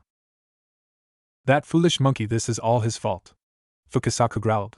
They'd had to watch as Jiraiya tore himself up over the betrayal of his teammate they'd watched as a part of their precious summoner had died inside. To them no one was more at fault than the man who taught the two. The Sandaime was many things, but to the toads he was not a man of respect. He could have stopped Orochimaru and perhaps even could have saved Minato, but he didn't. They merely tolerated him and his summons out of necessity. Naruto didn't respond to his angrily muttered words. He didn't have a chance to as Hashirama began to move. The first Hokage was flashing through hand seals at an incredible pace, and the sudden eruption of the senju's chakra across the entire rooftop immediately put Naruto on guard. Mokuton Hijitsu, Jukai Koten. The man intoned calmly before releasing the tight control he held over his chakra. Without warning, trees sprung out of the roof, growing all around the two ninja and two summons. Many were the magnificent, imposing trees one would see surrounding Konoha, while others were sharp and jagged, looking entirely more vicious and dangerous. It was the latter type that sprouted up around Naruto, and the blonde found himself rapidly dodging all over the place to avoid being dismembered by the plant life. Shima and Fukasaku held onto his shoulders with grim expressions on their face. As soon as the wood technique had been launched, they'd immediately understood the power of the man they were facing. To wield nature itself like a mere toy spoke volumes of his strength. The last person to have attained such awesome power might have been the Sage of the Six Paths, if the whispered legends were even true. For that reason alone, the two toads worried for their summoner, hoping he had what it would take to face off against such a foe. For several seconds the fight consisted singularly of Naruto dodging the rapidly growing forest around him. It was only when the boy was forced to launch himself high into the air off a handstand, his body upside down and off balance, that the senju released his hold over his fearsome jutsu. Mokuton, Daijin no Jutsu, Hashirama announced with a thrust of his arms. Within seconds the two appendages had transformed into long, stretching trees that were rapidly approaching Naruto. The blonde, still in midair and without any way to conceivably move his body, realized with startling clarity that the entire idea behind the deceased Hokage's growth of a forest had been to get him stuck in the air so he couldn't dodge this. With no way out and a pair of rapidly approaching trees that looked sharp and deadly to the touch, Naruto found himself going through his own set of hand seals. Futon, Kaze no Yaiba. As he thrust both arms forward in an X shape, he forced an incredible amount of chakra into the technique in order to ensure the blades of wind would be strong enough. Sure enough, the wind slashed at the tree arms that were about to strike Naruto, cutting the edge of them off before they could hit. In perfect synchronization, the two toads on Naruto's shoulders jumped together. Fukasaku didn't even mutter a word as he blasted an incredible amount of toad oil out of his mouth to soak and saturate the wood user's elongated limbs. Shima had no such restraint, however, loudly screaming, "Senpo, Gomen!" Fire streamed out of her mouth and hit the oil that Fukasaku had only just placed. Immediately the wood was alight and the flames rapidly crawled across the tree arms until, just as they were about to reach the user, Hashirama released his jutsu and the wooden creations detached from his actual arms. The absence of a wind technique to strengthen the collaboration jutsu they just used meant it wasn't as effective as it could have been, but Shima understood that Naruto had needed to deal with the pressing threat of the sharp arms first. The wood had served as an unintentional boon anyway, empowering the fire along with the oil. In the end, they'd avoided a grisly death from being impaled as well as forcing the wood user to stop using his technique. The 12-year-old shinobi didn't pause there, using the distraction of the flames to launch his next jutsu. Futon, Rankuden. The boy took in a huge breath before expelling it all at once from his mouth. The result was a small, incredibly compressed bullet of wind flying through the air toward the deceased Hokage. It struck cleanly through the forehead of the man and exploded with a loud bang instantly. The forest that had only just been created was upended as a result of the force of the explosion, countless trees ripping out of the rooftop they had grown out of and flying outward. Some even reached the barrier and disintegrated into dust. The toads on Naruto's shoulders found themselves having to use chakra to stay in place, else they'd be flung away from the power of the technique. After a few tense seconds, the jutsu finally ended and the tumultuous winds died down to nothingness. Where once Hashirama Senju stood was only a pair of legs, still upright in the position they'd been when the wooden arms had been released. Naruto let himself wonder for a few seconds if the jutsu may have been enough to stop his opponent's regeneration. After all, he'd surely destroyed whatever Orochimaru had put on the neck of the man. Unfortunately, his hopes were dashed when the man simply regrew his body right where he stood, looking entirely unaffected by the terrifying wind technique just used against him.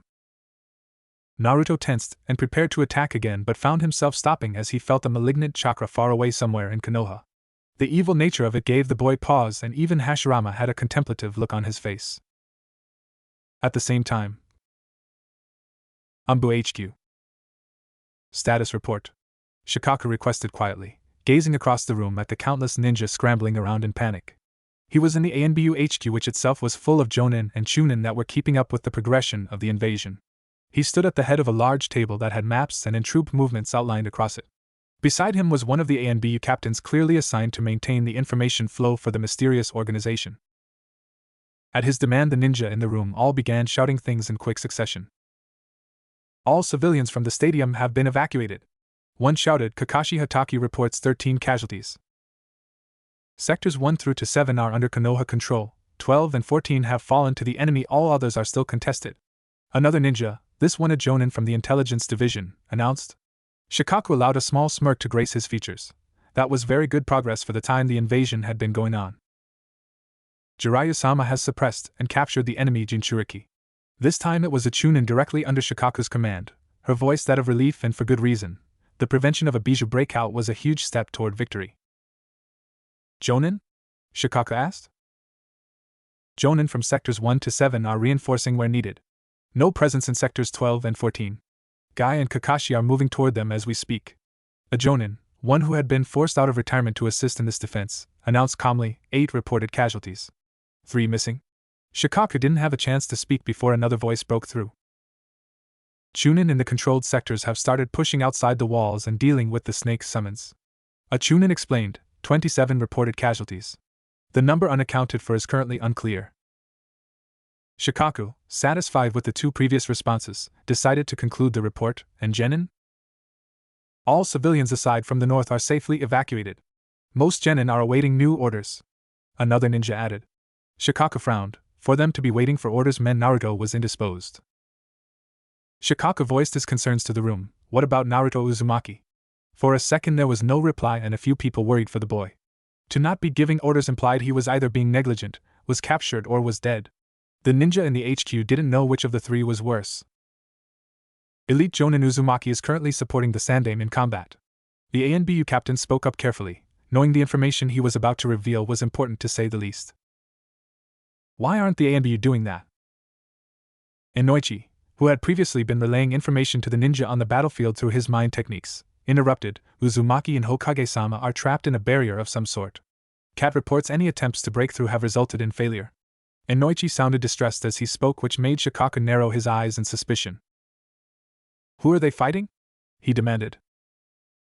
Orochimaru has used a forbidden jutsu to summon Hashirama and Tobirama Senju from the dead and under his control. All activity in the room ceased at the ANBU captain's words. Gasps of shock and horror reverberated around the room. Elite Jounin Uzumaki is currently engaging with the Shodai while Hokage-sama is fighting both the Night Aim and Orochimaru. That was worrying. Shikaku could feel the panic settling into his bones. The addition of 2 Kage-level enemies was something they hadn't accounted for, and could do untold damage to the repulsion of the invasion. That wasn't even mentioning the precarious situation Naruto and the Sandaime were currently in. Their deaths, particularly Naruto, would have consequences so severe that Konoha's very existence might be threatened. And considering they were fighting against the founders of the village itself, their safety certainly wasn't guaranteed. Withdraw half the ANBU from the Hokage's location, Shikaku directed at the captain. They are to assist in recovering sectors 12 and 14.